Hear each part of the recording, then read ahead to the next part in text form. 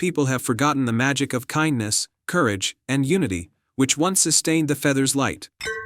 Isla listened carefully. Is there anything I can do to help restore it? The moon phoenix nodded. You have already shown courage and kindness by coming this far. I will give you a single feather, imbued with my magic. But it is not enough to simply return it to the village. You must remind your people of the true source of magic, within themselves. The phoenix extended one of its wings, and from it, a single feather floated down, glowing with a soft silver light. Isla caught it gently in her hands, feeling warmth and hope flow through her. Thank you, she whispered. The journey back to the village was swift, as the phoenix's magic guided her safely through the forest's challenges. When Isla returned, she found the village in despair, the crops were failing, and the river was nearly dry. Without hesitation, she gathered the villagers and shared what the moon phoenix had told her. The feather's magic comes from within us, she said. We must work together, show kindness to one another, and have the courage to face our challenges. Only then will the feather's light return. At first, the villagers were skeptical. But as Isla placed the moon phoenix's feather next to the dim crystal feather, a soft glow began to spread through the village. Encouraged, the villagers started to help one another. They shared food, repaired each other's homes, and tended to the fields together. Slowly, the crystal feather began to shine brighter, its light growing stronger with each act of kindness and unity. By the end of the week, the village was once again full of life. The crops flourished, the river flowed freely, and the crystal feather sparkled like the stars above. The villagers celebrated Isla's bravery and wisdom, but she humbly reminded them that it was their own kindness and courage that had truly restored the feather's magic. And from that day forward, the people of the village never forgot the lesson of the crystal feather, that true magic comes from the hearts of those who believe in the power of kindness and unity. Once upon a time, in a coastal kingdom where the land met the sea, there was a magnificent underwater realm known as the Sea of Wishes. This enchanted sea was a place of wonders, where the water shimmered with 1,000 colors, and magical creatures swam among gardens of coral and pearls. At the heart of the Sea of Wishes lay a grand palace made of seashells and precious gems, where the benevolent Starfish Prince ruled. Prince Marlin, the Starfish Prince, was known for his wisdom and kindness. His kingdom was prosperous, and his people lived in harmony. The Sea of Wishes was believed to grant one special wish to those who proved their hearts were true and their intentions pure. However, a dark shadow had begun to creep into the sea, causing the once clear waters to cloud and the magical creatures to grow weary. In a quaint village by the shore lived a young girl named Lila. Lila was known for her love of the ocean and her adventurous spirit. She often dreamed of exploring the depths of the sea and discovering its mysteries. When the villagers spoke of the Sea of Wishes losing its magic, Lila decided she would embark on a quest to help the Starfish Prince and restore the sea's enchantment. One morning, with the sea breeze guiding her, Lila set out on a small boat. She followed a map that her grandmother had once shown her, a map said to lead to the entrance of the Sea of Wishes. After a long journey, Lila finally reached a hidden cove where a shimmering portal to the underwater realm awaited her. With a deep breath, Lila dove into the sparkling waters and was greeted by a school of friendly dolphins who guided her deeper into the sea. Soon, she arrived at the gates of the Starfish Palace, where the royal guards, elegant seahorses, welcomed her. Greetings, brave traveler, said a golden seahorse named Coral. To enter the palace and meet Prince Marlin, you must first solve a challenge that will test your heart and courage. The challenge was to navigate through the maze of echoes, a labyrinth filled with twisting passages and illusions. The maze was designed to reflect the fears and doubts of those who entered. Lila took a deep breath and stepped into the maze, determined to face whatever lay ahead. As she navigated the maze, she encountered illusions of stormy seas and dark, menacing creatures. Each time, she reminded herself of her true purpose and her love for the sea. Her unwavering resolve helped her see through the illusions and find the true path. After what felt like hours, Lila emerged from the maze of echoes and arrived at the grand hall of the Starfish Palace.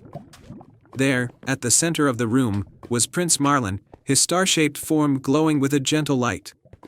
"Welcome, Lila," Prince Marlin said, his voice as soothing as the ocean waves. "You have proven your courage and sincerity. The Sea of Wishes has been troubled by a shadow that darkens its waters and dims its magic. To restore the sea's enchantment, you must find the heart of the sea, a magical pearl hidden deep within a coral reef." Prince Marlin handed Lila a shimmering sea lantern that would light her way and guide her to the heart of the sea. With a grateful heart, Lila set off to find the hidden pearl. Guided by the sea lantern, Lila swam through vibrant coral gardens and swam with majestic sea creatures. After a long search, she discovered a hidden cavern adorned with glowing sea anemones and twinkling starfish. At the heart of the cavern, nestled among the corals, was the heart of the sea, a magnificent pearl that pulsed with a soothing light. As Lila reached out to take the pearl, she felt a surge of warmth and energy. The pearl's light grew brighter, dispelling the shadow that had plagued the Sea of Wishes. The water around her began to sparkle, and the magical creatures of the sea rejoiced. Lila returned to the Starfish Palace with the heart of the sea. Prince Marlin received the pearl with gratitude and placed it in a special chamber within the palace. The sea's magic was restored, and the waters sparkled with renewed brilliance. The Sea of Wishes flourished once more, and the shadow that had darkened it was gone. Prince Marlin thanked Lila for her bravery and selflessness. As a token of his gratitude, he granted her a special wish. Lila wished for the Sea of Wishes to remain a place of magic and wonder, where anyone with a pure heart could find joy and hope. The Starfish Prince granted her wish, and the Sea of Wishes became even more beautiful and magical. Lila returned to her village with stories of her adventure, and the villagers celebrated her as a hero.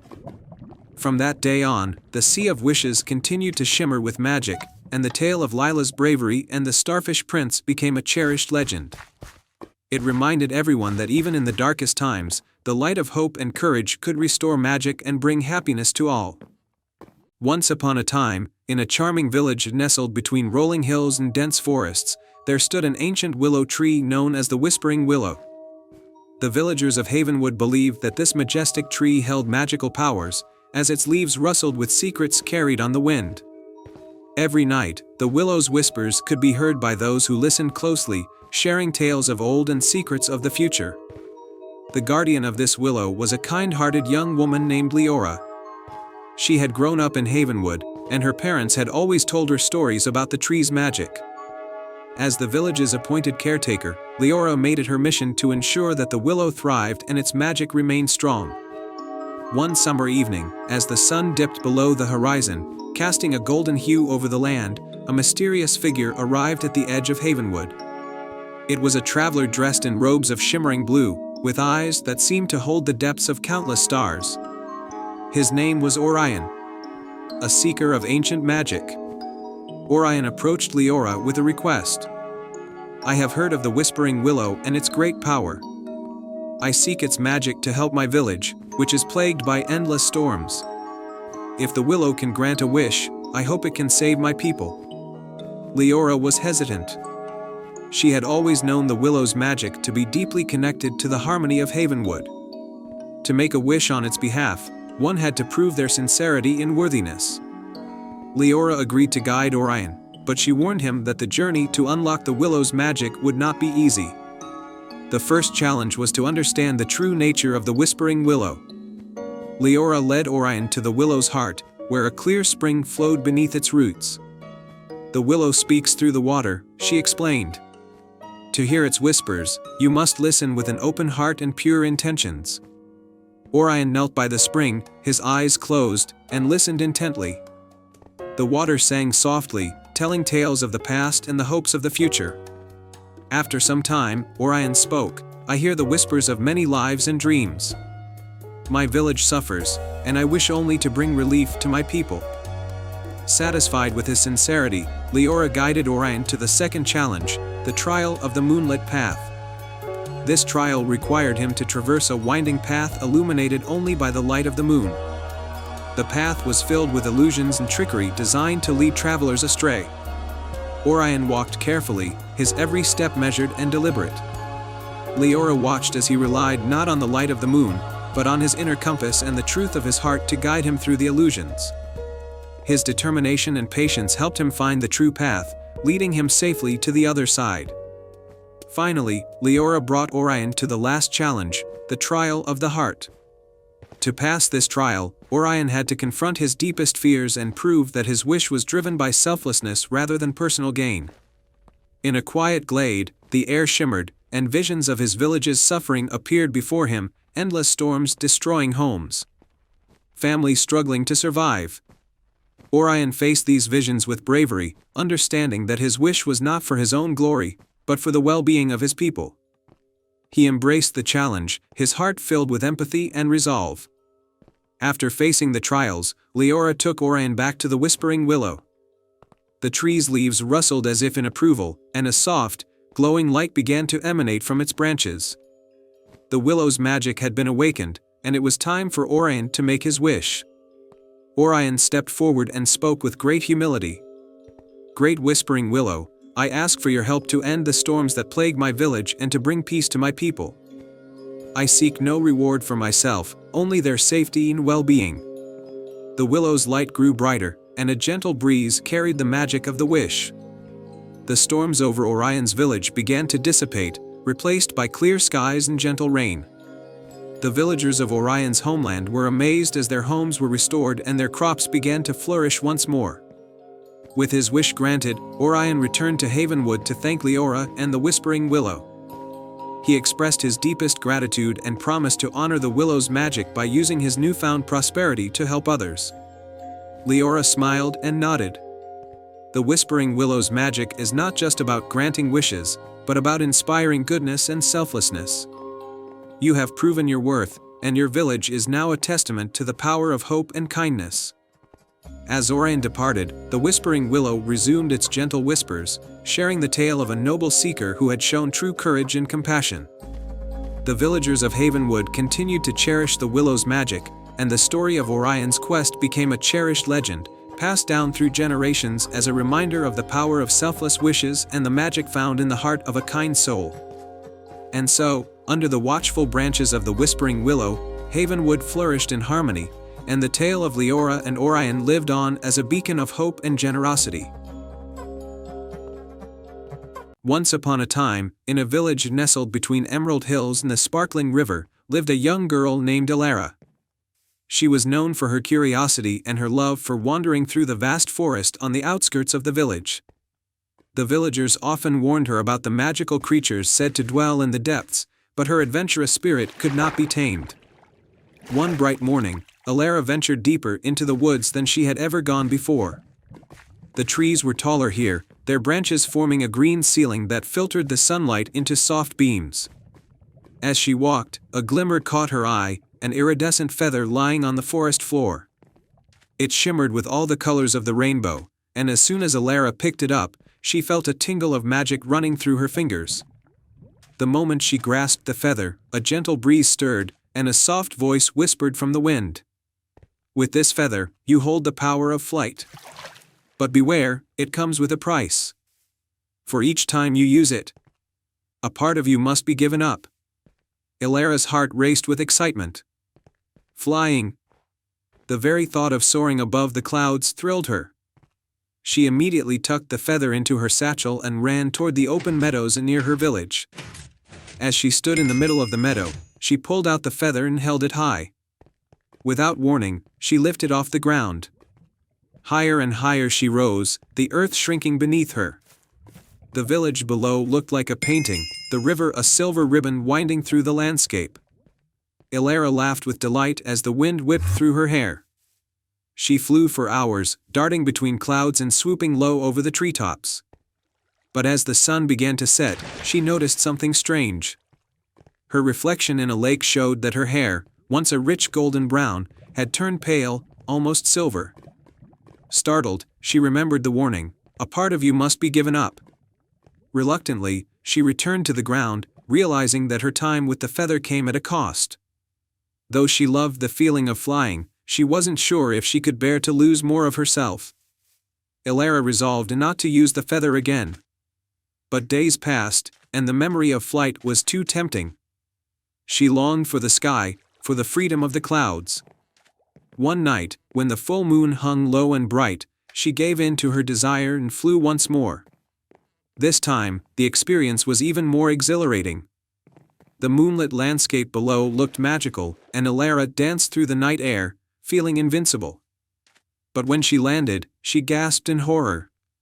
Her reflection in a nearby pond revealed that her eyes, once a bright and lively green, had dulled, turning a muted gray.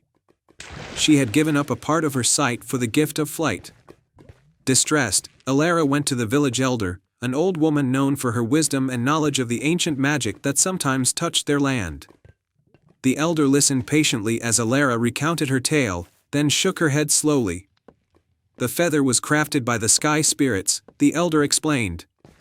It is a powerful tool, but it exacts a toll from those who use it. Each time you fly, you sacrifice a piece of yourself. One day, there will be nothing left to give. Tears welled in Elara's eyes. But I love flying. The freedom, it feels like nothing else in the world. The elder gave her a sad smile. True freedom does not come from escaping the earth, but from embracing it. The sky is beautiful, but it is not meant for you, child. Learn to find joy in the world you walk upon, and you will discover a different kind of freedom. Elara left the elder's home, the weight of her words heavy on her heart. For weeks, she resisted the temptation of the feather, but the yearning never truly faded. One day, as she sat by the river, watching the birds glide effortlessly through the sky, she made a decision. Elara returned to the deep forest where she had first found the enchanted feather. Standing beneath the towering trees, she pulled the feather from her satchel one last time. With a deep breath, she whispered, "Thank you for the gift you gave me, but I choose to walk my own path now." As she released the feather, it caught a gust of wind and was carried away, vanishing into the trees. Elara felt a strange sense of peace settle over her. Though she would miss the thrill of flying, she had learned to appreciate the beauty of the world around her, the feel of the earth beneath her feet, the sound of the river flowing, the sight of the sun setting behind the hills. And from that day forward, Elara found that true freedom wasn't in escaping the world, but in fully living within it. And so, she lived happily, her heart light as the wind she once flew through, knowing that she had gained something far more valuable than flight. Once upon a time, in a lush and verdant kingdom, there was a quaint village named Glimmering Pines. The village was renowned for its stunning night skies and the mysterious lanterns that floated above its rooftops each evening.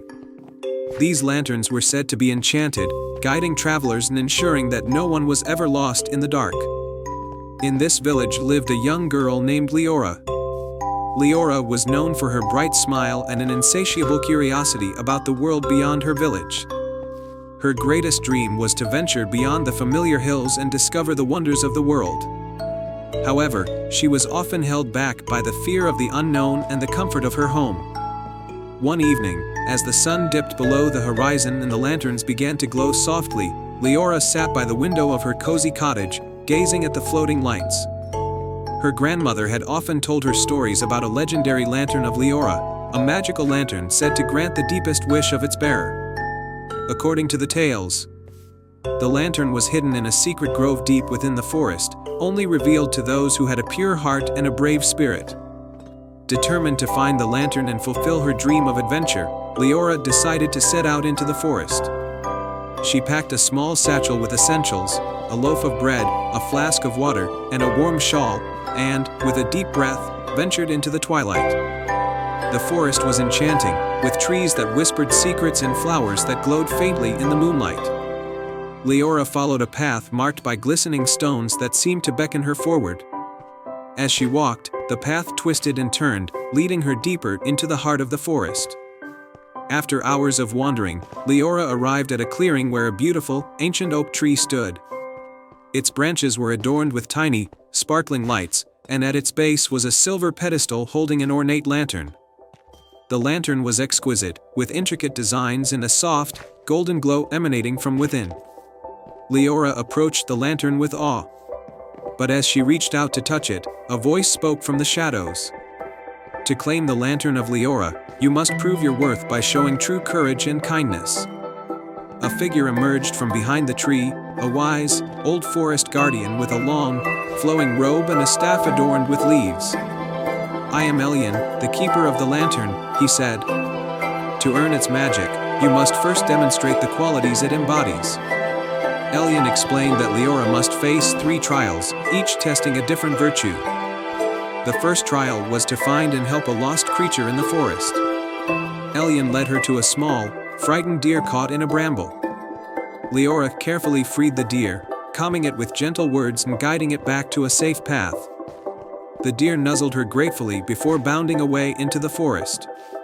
The second trial was to mend a broken bridge over a rushing river. Elyon showed Leora the damaged bridge and asked her to fix it using only the resources she could find nearby. Leora gathered sturdy branches and vines, weaving them together to repair the bridge. She worked tirelessly, and when the bridge was strong and safe, Elyon nodded in approval. The final trial was to light a darkened cave using only her inner light. Elyon led Leora to the entrance of a dark cave, its depths shrouded in shadow. Leora entered the cave, feeling her way forward. As she ventured deeper, she remembered the stories her grandmother had told her about inner strength and belief. Summoning all her courage, she held the lantern high, focusing on her own inner light. The lantern's glow grew brighter, illuminating the cave with a warm, comforting light. When Leora emerged from the cave, Elyon was waiting with a proud smile. "You have shown great courage, kindness, and inner strength. You are truly deserving of the lantern of Leora." Elyon handed the lantern to Leora, and as she held it, she felt a surge of warmth and light. The lantern's glow seemed to merge with her own heart, filling her with a sense of purpose and adventure. "Take the lantern," Elyon said, "and let it guide you on your journey. It will grant you the wisdom and courage to explore the world and fulfill your dreams." With the lantern in hand, Leora returned to her village. The villagers marveled at the lantern's light, which seemed to shine even brighter than before. Inspired by her bravery, they began to see the world through new eyes, embracing their own dreams and adventures. Leora used the lantern to guide her travels far beyond the village, discovering new lands and making many new friends along the way. She always remembered Elyon's lessons, and her adventures became the stuff of legend. And so, the lantern of Leora continued to shine brightly, not only lighting the way for Leora but also inspiring others to seek their own paths and dreams, knowing that courage and kindness could light even the darkest corners of the world. Once upon a time, in a verdant kingdom surrounded by towering mountains and deep, ancient woods, there lay a small village named Willowbrook.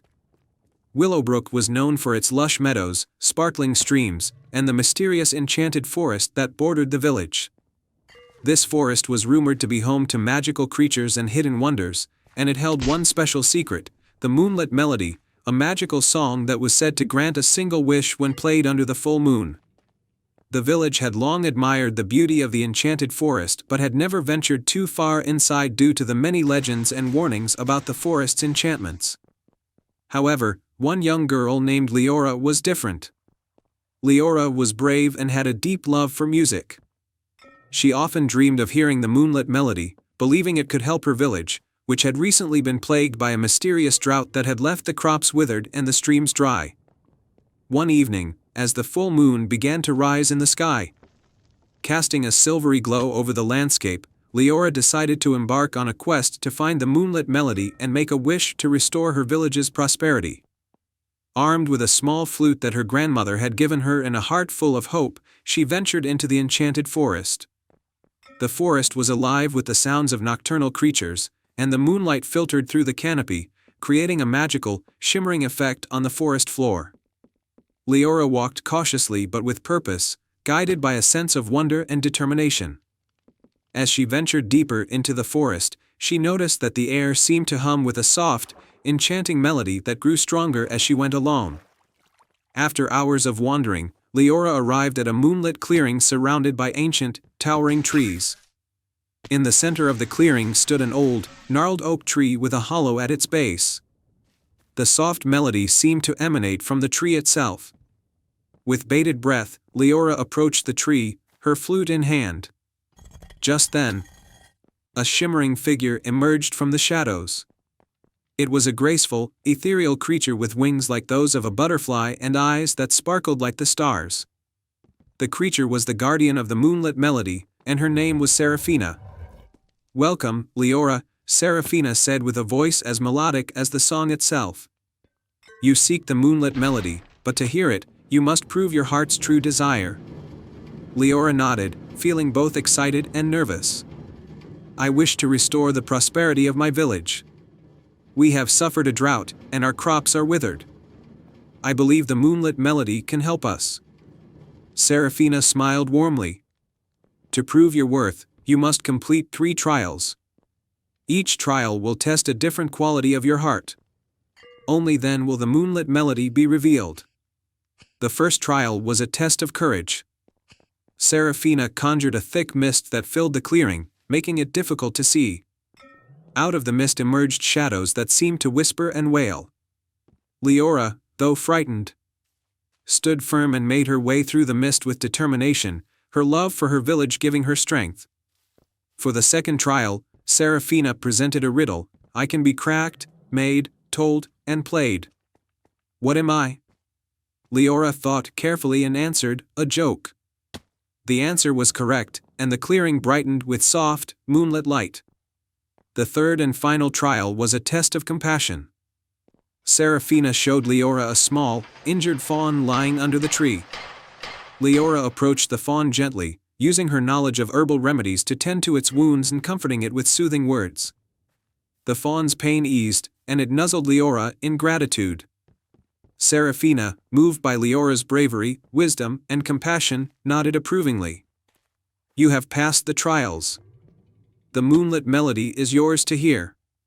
With a wave of her hand, Seraphina revealed a beautiful, silver harp that seemed to glow with moonlight.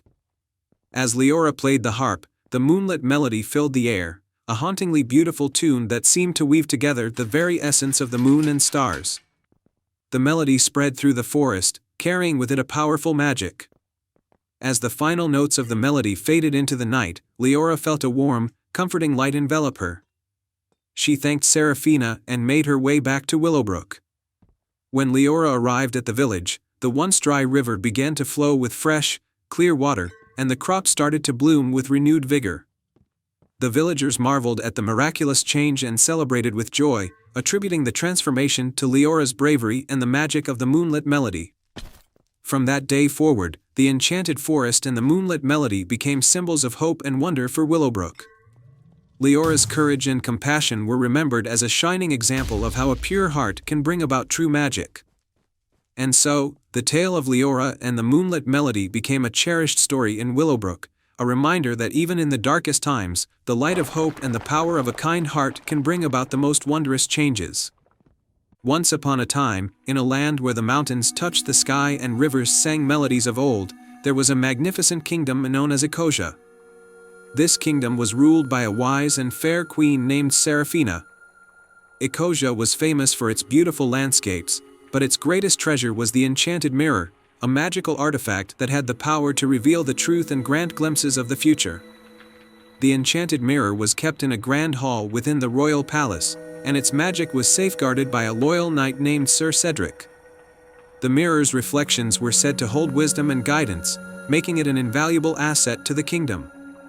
However, its true power could only be used by those with a pure heart and noble intentions. One stormy night, a dark sorceress named Morgoth, who had long coveted the mirror's power, sneaked into the palace with a nefarious plan. She had discovered a way to use the mirror to create illusions of despair and chaos. If she succeeded, she could cast Ecosia into darkness and seize control of the kingdom. Morgoth managed to steal the enchanted mirror and escape into the Whispering Woods, a mysterious forest known for its eerie silence and shifting paths. As soon as she took the mirror, its magic began to create illusions across Ecosia, making the once beautiful kingdom appear bleak and desolate. Queen Seraphina, deeply troubled by the sudden change in the kingdom's magic, called upon her most trusted advisor, the clever wizard Eric. Eric, with his deep knowledge of magic and ancient lore, knew that the key to restoring Ecosia lay in retrieving the enchanted mirror. Queen Seraphina chose 3 brave souls to undertake the quest: Elara, a courageous young woman with a heart full of hope; Bran, a skilled archer with unmatched aim, and Lysandra, a gentle healer with the power to mend both wounds and spirits. Together, they set off on a journey to find the Whispering Woods and retrieve the mirror from Morgoth. Their journey was fraught with challenges. They traversed the misty meadows, where dense fog concealed hidden dangers, and crossed the rocky ravine, where treacherous paths and swift rivers threatened their progress. With each obstacle, the trio used their unique skills and teamwork to overcome the trials. Elara's bravery led them through dangerous terrain, Bran's precision helped them fend off lurking creatures, and Lysandra's healing touch kept them strong and hopeful. Finally, they reached the edge of the Whispering Woods. The forest was shrouded in a haunting silence, and the trees seemed to shift and whisper secrets. To enter, they had to pass a series of tests set by the forest itself. The first test was a riddle spoken by the ancient trees: I speak without a mouth and hear without ears. I have no body, but I come alive with the wind. What am I? Bran, who had keen senses and quick thinking, answered, an echo. The trees parted, allowing them to continue. Next, they encountered a shimmering river that required them to cross without falling into the icy waters. Lysandra used her healing magic to create a path of floating stones, guiding them safely across. As they ventured deeper into the forest, they finally arrived at Morgoth's hidden lair. The sorceress was casting dark spells, using the enchanted mirror to create nightmarish illusions that tormented the kingdom. Elara, Bran, and Lysandra approached the lair cautiously. Elara's bravery led them into the chamber, where Morgoth was absorbed in her dark magic.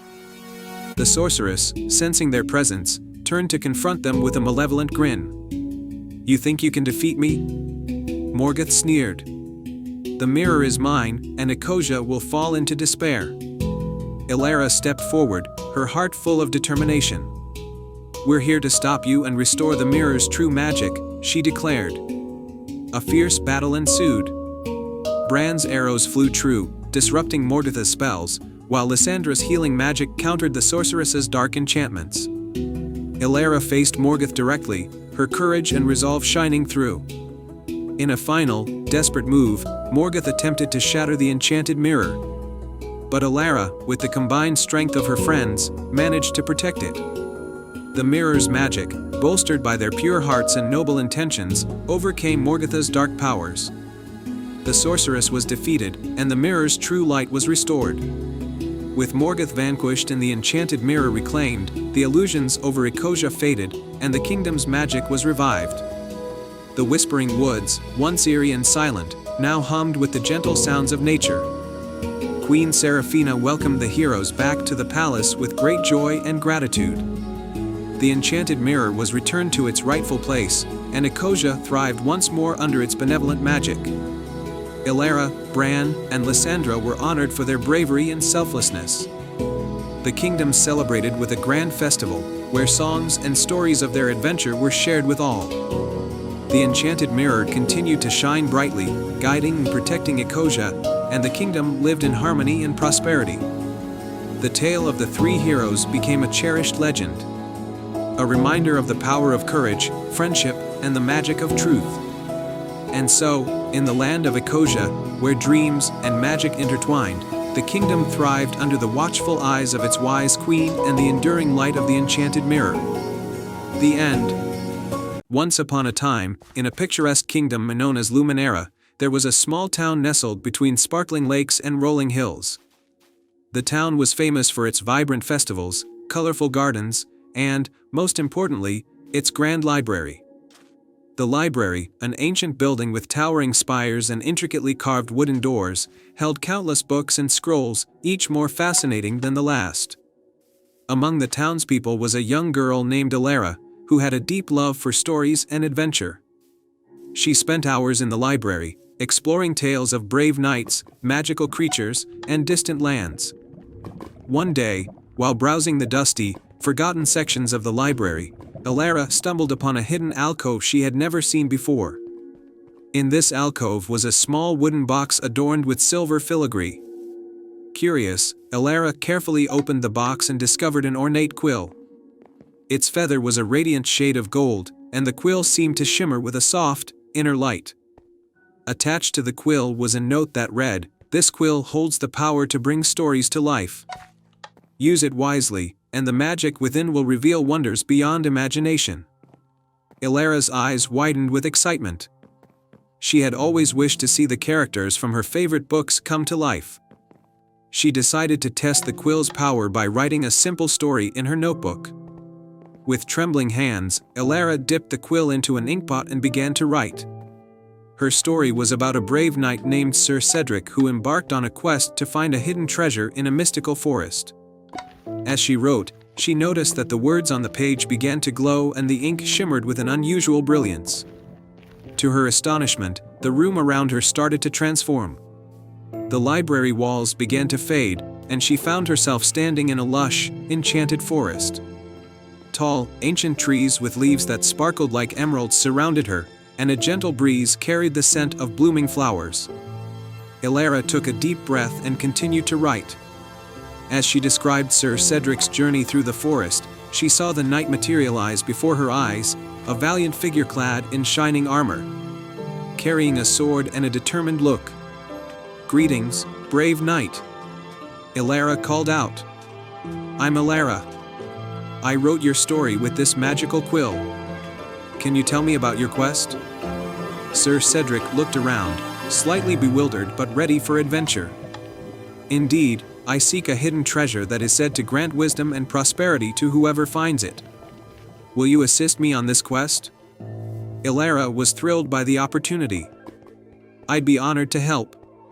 Let's find the treasure together." With the quill as their guide, Ilara and Sir Cedric ventured deeper into the mystical forest.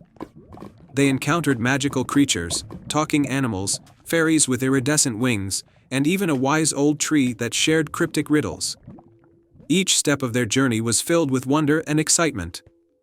After several hours of exploring, they reached the heart of the forest, where they discovered a magnificent, ancient tree with a hollow trunk. Inside the trunk was a hidden compartment containing a beautifully crafted chest. The chest was adorned with intricate designs of stars and moons, and it seemed to radiate a soft, inviting glow.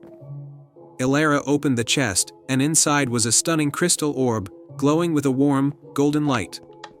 The orb seemed to pulse with life and magic. Sir Cedric gazed at it in awe. "This must be the treasure we sought." As Ilara and Sir Cedric admired the orb, the magical creatures from the forest gathered around them, celebrating their discovery. The forest came alive with joyous music, and the air was filled with laughter and cheer. Ilara turned to Sir Cedric. "What should we do with the orb?" Sir Cedric smiled. "The orb's magic is meant to bring prosperity and wisdom. We should take it back to the library and share its magic with the people of Luminera." Ilara nodded in agreement. Using the quill once more, she wrote a final chapter in their story, describing how the orb would be used to benefit the kingdom. With that, the forest began to fade, and Ilara and Sir Cedric found themselves back in the library. The quill's magic had returned them safely. Ilara carefully placed the quill back in its ornate box and took the crystal orb to the village square. The villagers marveled at the orb's beauty and were thrilled to learn about the adventure and the magic it held. Under Ilara's guidance, the orb was placed in the center of the town, where it brought prosperity and wisdom to Luminera. The enchanted forest, too, became a cherished part of the kingdom's lore, and Ilara's tale of adventure and magic inspired many. From that day on, the library in Luminera was even more beloved. It was a place where stories came to life and where the magic of imagination and adventure was celebrated. Ilara continued to explore new stories and share her discoveries, knowing that the quill's magic would always be a part of her adventures. And so, the kingdom of Luminera thrived, illuminated by the light of the crystal orb and the boundless imagination of a young girl who dared to dream. And they all lived happily ever after. Once upon a time, in a quaint village nestled between rolling hills and shimmering lakes, there was a humble workshop known as the Starry Forge. The Starry Forge was famous for crafting magical items that shimmered with the light of the stars. The master of the workshop was an elderly, wise man named Master Orion, known throughout the land as the greatest starcatcher. Master Orion had a unique talent for capturing the light of falling stars and turning it into beautiful, magical objects. His creations brought joy and wonder to everyone who saw them. However, Master Orion was growing old and needed an apprentice to carry on his legacy. In the village lived a young girl named Elara, who dreamed of becoming a starcatcher like Master Orion. Elara loved to gaze at the night sky, mesmerized by the twinkling stars and the mysteries they held. Every evening, she would sit by her window, hoping to see a falling star and wishing for the chance to learn from Master Orion. One clear night, as Elara was watching the stars, she saw a brilliant, golden star streak across the sky and land somewhere beyond the hills. Excited by the sight, she decided to follow it, hoping it might lead her to Master Orion's workshop. Elara ventured into the forest and climbed over hills until she reached the starry forge. She knocked on the door, and Master Orion answered, surprised to see the young girl standing before him. "Good evening, Master Orion," Elara said with determination. "I saw a falling star and followed it here. I wish to become your apprentice and learn the art of star catching." Master Orion looked at Elara with kind, twinkling eyes. "The path of a starcatcher is not easy, young one," he said. "It requires patience, skill, and a pure heart. But if you are truly dedicated, I will give you a chance. Follow me." Master Orion led Elara into the workshop, filled with the soft glow of stardust and the delicate hum of magical energy. He explained that starcatching involved capturing the light of falling stars before it faded away, and then using that light to create magical items. "Tonight," Master Orion said, "we will embark on a special task. The Star Festival is approaching, and we need to create a masterpiece for the event. But first, you must prove your worth by completing 3 trials." Elara agreed eagerly, ready to take on the challenge. The first trial was to capture the light of a falling star. Master Orion handed Elara a small, enchanted net and instructed her to stand on the highest hill, where the stars were most visible. As Elara waited, she saw the sky light up with the streak of a falling star. With quick reflexes, she threw the enchanted net and caught the star's light before it could fade. Master Orion was impressed by her skill. "You have succeeded in the first trial," he said. "The second trial is to blend the star's light with a rare moonstone to create a magical essence. The moonstone can only be found in the moonlit grove, deep within the forest." Elara set off towards the moonlit grove, guided by the soft light of the moon. The grove was filled with shimmering moonstones, each glowing with a soft, blue light. She carefully selected the most radiant moonstone and returned to the starry forge. Master Orion watched as Elara mixed the star's light with the moonstone. The result was a beautiful, glowing essence that sparkled with the combined brilliance of the star and moon. "You have completed the second trial," Master Orion said. "The final trial is to use this essence to create a magical item that embodies the light of the stars and the moon. This item will be the centerpiece of the Star Festival." Elara worked tirelessly, using the magical essence to craft a delicate pendant in the shape of a star. The pendant shimmered with a mesmerizing light that seemed to dance and swirl with every movement. When the Star Festival arrived, the village gathered to see the magical creations displayed at the Starry Forge. Elara's pendant was the highlight of the event, its light enchanting everyone who saw it. Master Orion proudly announced, "This is Elara's creation, and it represents the beauty and magic of the stars and the moon. She has proven herself to be a true starcatcher." The villagers applauded, and Elara's heart swelled with pride and joy. She had fulfilled her dream and earned her place as Master Orion's apprentice. The Starry Forge continued to create magical items, with Elara and Master Orion working together to bring wonder and light to the world. And so, the village of Elderglen thrived under the glow of the stars, and Elara's story became a cherished legend, a reminder that with dedication, courage, and a pure heart, dreams can come true, and magic can be found in the most unexpected places. And they all lived happily ever after. The end. Once upon a time, in the heart of the kingdom of Eldoria, there was a charming village called Willowbrook. This village was known for its verdant meadows, cheerful markets, and the whispering willows that lined the streets. However, the most magical feature of Willowbrook was its Lantern Festival held every year on the eve of the harvest moon. During this festival, lanterns were lit and floated up into the night sky, carrying wishes and hopes for the coming year. Among the villagers was a kind-hearted young girl named Clara. Clara loved the Lantern Festival more than anything and was known for her incredible lanterns. Each year, she would craft beautiful, intricate lanterns that would light up the night and fill the village with wonder. But Clara had a secret. Her lanterns were made from enchanted paper she had found in the Whispering Woods, which granted her creations a touch of true magic. One year, however, disaster struck Willowbrook. The crops failed, and the once bountiful fields became dry and cracked. The villagers were worried, and the festival seemed doomed. The harvest moon was approaching, and Clara feared that this year, her lanterns would not shine as brightly, and the village's hopes might be lost. On the night before the festival, Clara ventured into the Whispering Woods to gather the magical paper she needed.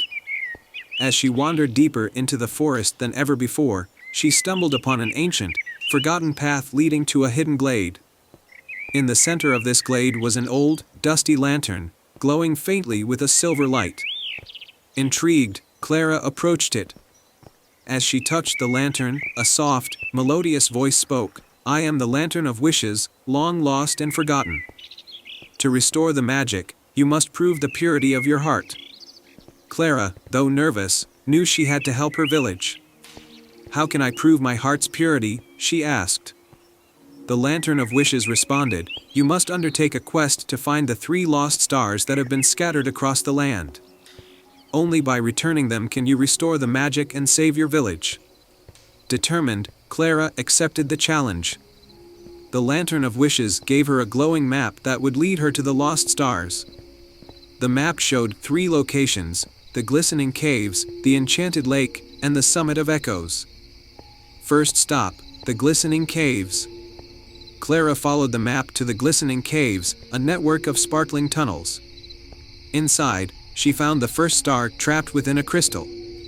To free it, she had to solve a puzzle, a riddle inscribed on the walls. The riddle spoke of balance and light. Clara realized that to unlock the crystal, she needed to place the lantern's light on the correct symbols. With patience and care, she solved the puzzle, and the first star was freed. Second stop, the Enchanted Lake. The next destination was the Enchanted Lake, a serene body of water surrounded by glowing flora. Clara found the second star hidden beneath the lake's surface, but it was guarded by a graceful water spirit who would only relinquish the star if Clara performed an act of true kindness. Clara noticed a family of small water creatures in distress due to the polluted lake. She spent hours cleaning the water and helping the creatures, earning the spirit's gratitude. The second star was given to her. Final stop, the Summit of Echoes. The last star was located at the Summit of Echoes, a high mountain peak where the winds carried echoes of the past. Clara climbed the mountain, facing harsh winds and steep paths. At the summit, she found the star encased in a stone that could only be moved by a pure wish. Clara thought of her village and her desire to restore hope and prosperity to her people. Her heartfelt wish caused the stone to crumble, and the final star was revealed. With all 3 stars in hand, Clara returned to the hidden glade. The Lantern of Wishes awaited her. As she placed the stars into the lantern, it glowed with a brilliant, warm light. The magic from the lantern spread across the land, touching Willowbrook and beyond. The fields began to thrive again, and the village was filled with new life and joy. On the night of the festival, the villagers gathered to see the lanterns, unaware of the magic Clara had restored. When Clara released her lantern, it soared into the sky, joined by the lanterns of all the villagers. The sky was filled with shimmering lights, and the village was bathed in a magical glow. Clara was hailed as a hero, and the Lantern Festival became even more magical than before. The Lantern of Wishes had not only saved Willowbrook but had also taught Clara and the villagers the true meaning of hope and kindness. And so, under the light of the harvest moon, the village of Willowbrook thrived once more, forever blessed by the magic of the Lantern of Wishes and the pure heart of a young girl. Once upon a time, in a kingdom where meadows shimmered with the light of 1,000 stars, there lay a hidden glen known as the Starlit Meadow. This meadow was famed for its radiant beauty, where flowers glowed softly in the moonlight, and the air was filled with the sweet scent of magic. It was said that the meadow held the power to heal and bring prosperity, guarded by the gentle yet formidable spirit of the meadow, Celeste. In the nearby village of Everspring, there lived a kind-hearted young girl named Leora. She was known for her exceptional healing abilities, which she used to care for her neighbors and their animals. Leora's mother, who had been a renowned healer, had passed down her knowledge to Leora, teaching her the secrets of herbs, potions, and the magic of the land. Despite her skills, Leora had always dreamed of visiting the Starlit Meadow, believing that its magical essence could enhance her healing and help her village thrive. One summer evening, the village fell into despair when a mysterious illness began spreading among the people and animals. The illness sapped their strength and made the crops wither. Desperate to save her village, Leora decided to seek the help of the Starlit Meadow, hoping that its magic might hold the cure. As night fell, Leora set off on her journey, guided by the light of the moon and the twinkling stars above.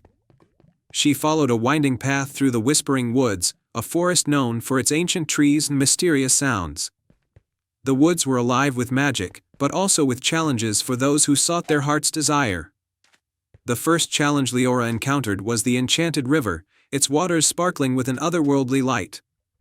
The river was known for its trickery, creating illusions to confuse travelers. The river's guardian, a wise old turtle named Thaddeus, greeted her. To cross the enchanted river, Thaddeus said, "You must answer a riddle. Only then will the way be clear." Leora listened intently as Thaddeus asked, "I have keys but open no locks. I have space but no room. You can enter but not go outside. What am I?" Leora thought for a moment, then smiled as the answer came to her. "A piano," she said confidently. Thaddeus nodded in approval. "You have answered correctly. The path is yours to cross." The river parted, revealing stepping stones that led Leora safely to the other side. She continued her journey, reaching the edge of the Starlit Meadow just as dawn began to break. The meadow was even more breathtaking than she had imagined, bathed in the gentle glow of the first light of day. At the center of the meadow stood a magnificent, ancient tree known as the Star Oak. Its branches were adorned with shimmering leaves, and its roots seemed to pulse with magical energy. Celeste, the spirit of the meadow, appeared in a form of radiant light, her presence calming and warm. "Welcome, Leora," Celeste said. "I know why you have come. To help your village, you must face a trial of the heart. Only those with true compassion and a selfless spirit can harness the meadow's magic." Celeste led Leora to a beautiful crystal pool at the heart of the meadow. The pool was known to reflect not just one's image but their true nature. Leora looked into the pool and saw herself, but surrounded by the suffering of her village. She saw their pain and their hope, reflecting the urgency and importance of her quest. Celeste spoke softly, "To gain the meadow's aid, you must show that you seek help not for your own gain but to truly heal and uplift others." Leora took a deep breath and spoke from her heart. "I seek the meadow's magic to save my village. They are suffering, and I want to use every bit of my strength and knowledge to bring them relief. My only wish is to help them." The pool's waters sparkled, and the reflection began to shift, showing a vision of the village being healed and flourishing. Celeste smiled, seeing the sincerity in Leora's heart. "You have proven yourself worthy. The Starlit Meadow's magic is now yours to wield." Celeste touched Leora's hands with her light, and the meadow's magic was infused into a vial of liquid starlight. "This elixir will heal the illness and restore the vitality of your land." With the vial in hand, Leora made her way back to Everspring. The villagers greeted her with hope and anticipation. She carefully administered the elixir to the sick and their animals, and soon, the effects of the illness began to wane. The crops, once withered, started to revive, and the village began to flourish once more. Leora's bravery and the magic of the Starlit Meadow saved her village, and the tale of her journey became a cherished story told for generations. The meadow remained a place of wonder and healing, visited by those who sought to make a difference with pure hearts and noble intentions. And so, the village of Everspring thrived, bathed in the light of the stars and the magic of the starlit meadow, always remembering the brave young healer who had saved them with courage and compassion. Once upon a time, in a kingdom nestled between rolling hills and serene lakes, there was a hidden garden known only in whispers and legends. This garden, named the Enchanted Garden of Harmony, was said to possess magical flowers that could heal any ailment and bring peace to any conflict. However, the garden had been lost to time and was shrouded in mystery. In a small village at the edge of the kingdom lived a kind-hearted girl named Lila. Lila had always been curious about the world beyond her village, and she had a special gift for helping those in need. Her grandmother, who was the village healer, had often spoken of the enchanted garden and its wonders. When her grandmother fell ill, Lila decided she must find the garden and bring back its magic to save her. Lila set out on her journey with a small satchel of supplies, a map that her grandmother had given her, and a locket that had been passed down through generations. The map was old and marked with cryptic symbols, but Lila believed it would guide her to the garden. Her first challenge was to cross a treacherous forest known as the Whispering Woods. The forest was dense and dark, and the trees seemed to whisper secrets to each other. As Lila ventured deeper, she encountered a mischievous squirrel named Nutty who was tangled in a net. Nutty begged for help, and Lila, without hesitation, freed him. "Thank you, kind traveler," Nutty chattered. "In return, I'll guide you through the Whispering Woods." Nutty led Lila along hidden paths, avoiding the forest snares and tricks. As they neared the edge of the forest, Nutty pointed to a glittering stream. "Follow this stream," Nutty advised. "It will lead you to the next part of your journey." Lila followed the stream, which sparkled with an ethereal glow. It led her to the base of the Misty Mountains, where the second challenge awaited. The mountains were covered in thick fog that made it difficult to see. Lila took out her locket, which began to glow softly, cutting through the fog. As she climbed, she found a cave with a wise old owl named Orla perched inside. Orla greeted her with a hoot. "To cross the Misty Mountains, you must solve a riddle," Orla said. "Only then will the fog lift, and you'll find the path forward." Orla presented Lila with the riddle. "I speak without a mouth and hear without ears. I have nobody, but I come alive with the wind. What am I?" Lila thought for a moment, then smiled. "An echo," she answered confidently. The fog began to clear, and the path through the mountains became visible. Orla nodded in approval. "Well done, brave Lila. Continue on your journey, and you will find the garden." Lila thanked Orla and continued her journey, her path now clear. She descended the mountains and reached a vast, sparkling lake. In the middle of the lake was an island with a single, ancient tree. The final challenge was to reach the island, but there was no bridge or boat in sight. As she pondered how to cross the lake, Lila heard a soft, melodious song. Following the sound, she discovered a graceful swan named Seraphina floating on the lake. Seraphina had been enchanted by a spell, which prevented her from leaving the lake. "I can help you reach the island," Seraphina said, "but first, you must break the enchantment by showing compassion. Help me find my lost necklace, which was taken by the forest creatures." Lila agreed to help. She searched around the lake and found the necklace hidden in a hollow tree, where the forest creatures had placed it as a treasure. Lila returned the necklace to Seraphina, who was grateful and lifted her wings in joy. The enchantment was broken, and Seraphina offered to carry Lila to the island. Upon reaching the island, Lila saw the Enchanted Garden of Harmony in full splendor. The garden was a breathtaking sight, with flowers of every color blooming vibrantly. In the center of the garden stood a magnificent tree with golden leaves and shimmering fruit. Lila approached the tree and picked a single flower, which glowed with a soft, healing light. She carefully placed the flower in her satchel and made her way back to her village, with Seraphina guiding her to the shore. When Lila returned to her village, she rushed to her grandmother's side and placed the magical flower near her. The flower's light enveloped her grandmother, and she began to recover, her strength returning with each passing moment. The villagers were amazed by Lila's bravery and the magic she had brought back. They celebrated her as a hero, and the enchanted garden became a symbol of hope and harmony. Lila's adventure was remembered as a tale of courage, compassion, and the belief that even the smallest act of kindness can lead to the most extraordinary discoveries.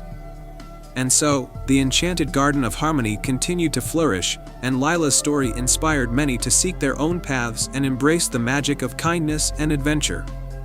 The end. Once upon a time, in the kingdom of Leora, there was a small village nestled between rolling hills and a shimmering lake. The village was known for its annual lantern festival, where glowing lanterns were released into the night sky, believed to carry wishes and dreams to the stars. In this village lived a young girl named Mira. Mira was known for her boundless curiosity and her talent for crafting beautiful lanterns. Her greatest dream was to create a lantern so extraordinary that it would light up the entire night sky and bring lasting peace to the kingdom. One day, as Mira was working on her lanterns in her cozy workshop, an old traveler arrived at the village. His clothes were tattered, and his face was weathered by the years. He carried an ancient, ornate lantern with him, its surface covered in intricate designs. The traveler approached Mira and said, "I have heard of your talent, young one. I believe you are the only one who can restore the magic of this lantern. It is said that whoever unlocks its true light will find the answer to their heart's deepest wish." Mira's eyes widened with excitement. "How can I restore its magic?" The traveler handed her a small, worn-out book. This book contains clues to unlock the lantern's magic. Follow its instructions, and you will discover the path to your heart's desire. With the book in hand, Mira began her quest. The first clue led her to the enchanted forest, a place known for its mystical creatures and ancient trees. According to the book, she needed to find a hidden grove where a special flower bloomed only under the light of a full moon. As night fell, Mira ventured into the enchanted forest. The moonlight filtered through the trees, casting an ethereal glow on the path ahead. She followed the book's directions and soon arrived at the hidden grove. There, she saw a single, luminescent flower bathed in moonlight. Its petals shimmered with a soft, silver light. Mira carefully picked the flower and placed it in a special pouch. As she turned to leave the grove, she was met by a wise old owl perched on a branch. The owl spoke in a gentle voice, "To continue your journey, you must answer a question.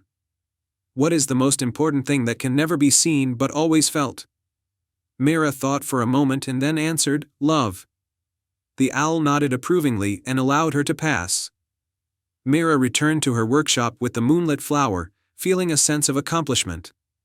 The book's next clue directed her to the Crystal Caverns, a place where the very walls glowed with a magical light.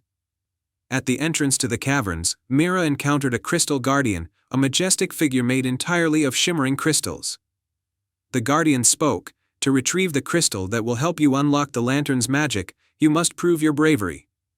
Face your fears and find the crystal hidden in the heart of the caverns." Mira entered the caverns and ventured deep into its winding passages. The crystals cast eerie shadows, and the air was cool and damp. She encountered various illusions of her fears, darkness, heights, and loneliness.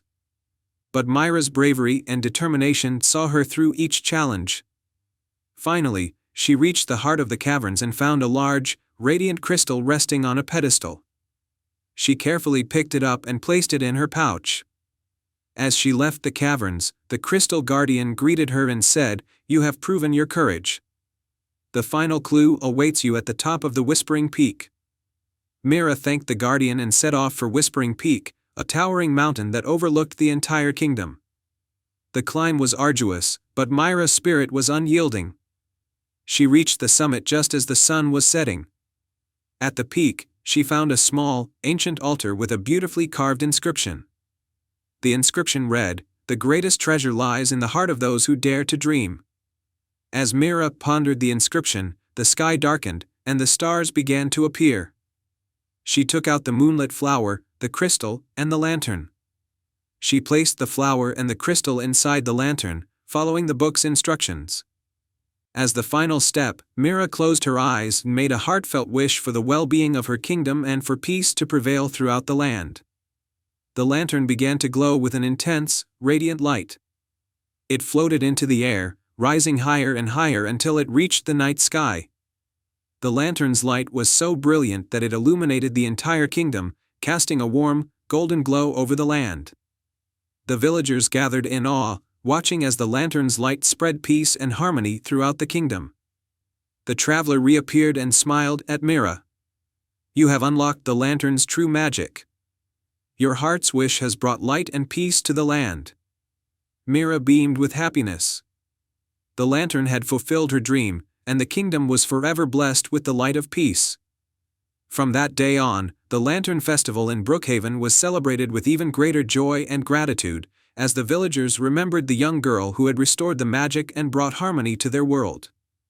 And so, Mira's legacy lived on, a testament to the power of dreams, bravery, and the light that comes from a pure heart. The end. Once upon a time, in a small village nestled between green hills and a sparkling river, there lived a girl named Ilara. Ilara had a heart full of dreams and a mind full of stories. She loved reading books about faraway lands, brave heroes, and magical creatures. Her favorite place in the entire world was the little bookshop at the corner of the village square, run by a kind old man named Mr. Finch. One rainy afternoon, Ilara was walking home from the bookshop, her arms full of new books to read. She didn't mind the rain. It felt like the world was wrapping her in a cool, gentle hug. As she walked past the old oak tree at the edge of the village, she noticed something curious. A colorful umbrella, bright as a rainbow, was hanging from one of its branches. Ilara had never seen such a beautiful umbrella before. Its handle was shaped like a golden dragon, and the canopy was covered in stars and moons that seemed to twinkle even in the dim light. Feeling a mix of curiosity and excitement, Ilara reached up and took the umbrella from the tree. The moment she touched it, she felt a warm, tingling sensation travel from her fingers all the way down to her toes. She opened the umbrella, and something amazing happened. Instead of rain falling from the sky, the drops turned into tiny sparkling lights, swirling around her like fireflies. Ilara laughed with delight and twirled around, watching the lights dance. Suddenly, a gentle voice spoke, "Greetings, young one. You found my umbrella." Ilara looked around, startled, and saw a tiny figure standing on one of the tree's branches. It was a small, silver-haired fairy with wings that shimmered like a dragonfly's. She wore a dress made of petals and had the brightest eyes Ilara had ever seen. "Who are you?" Ilara asked, her voice full of wonder. "My name is Lyra," the fairy replied. "This is my magical umbrella. It has the power to take its holder to any place their heart desires." Ilara's eyes widened. "Any place? Even places in my storybooks?" Lyra nodded with a smile. "Yes, anywhere your imagination can take you.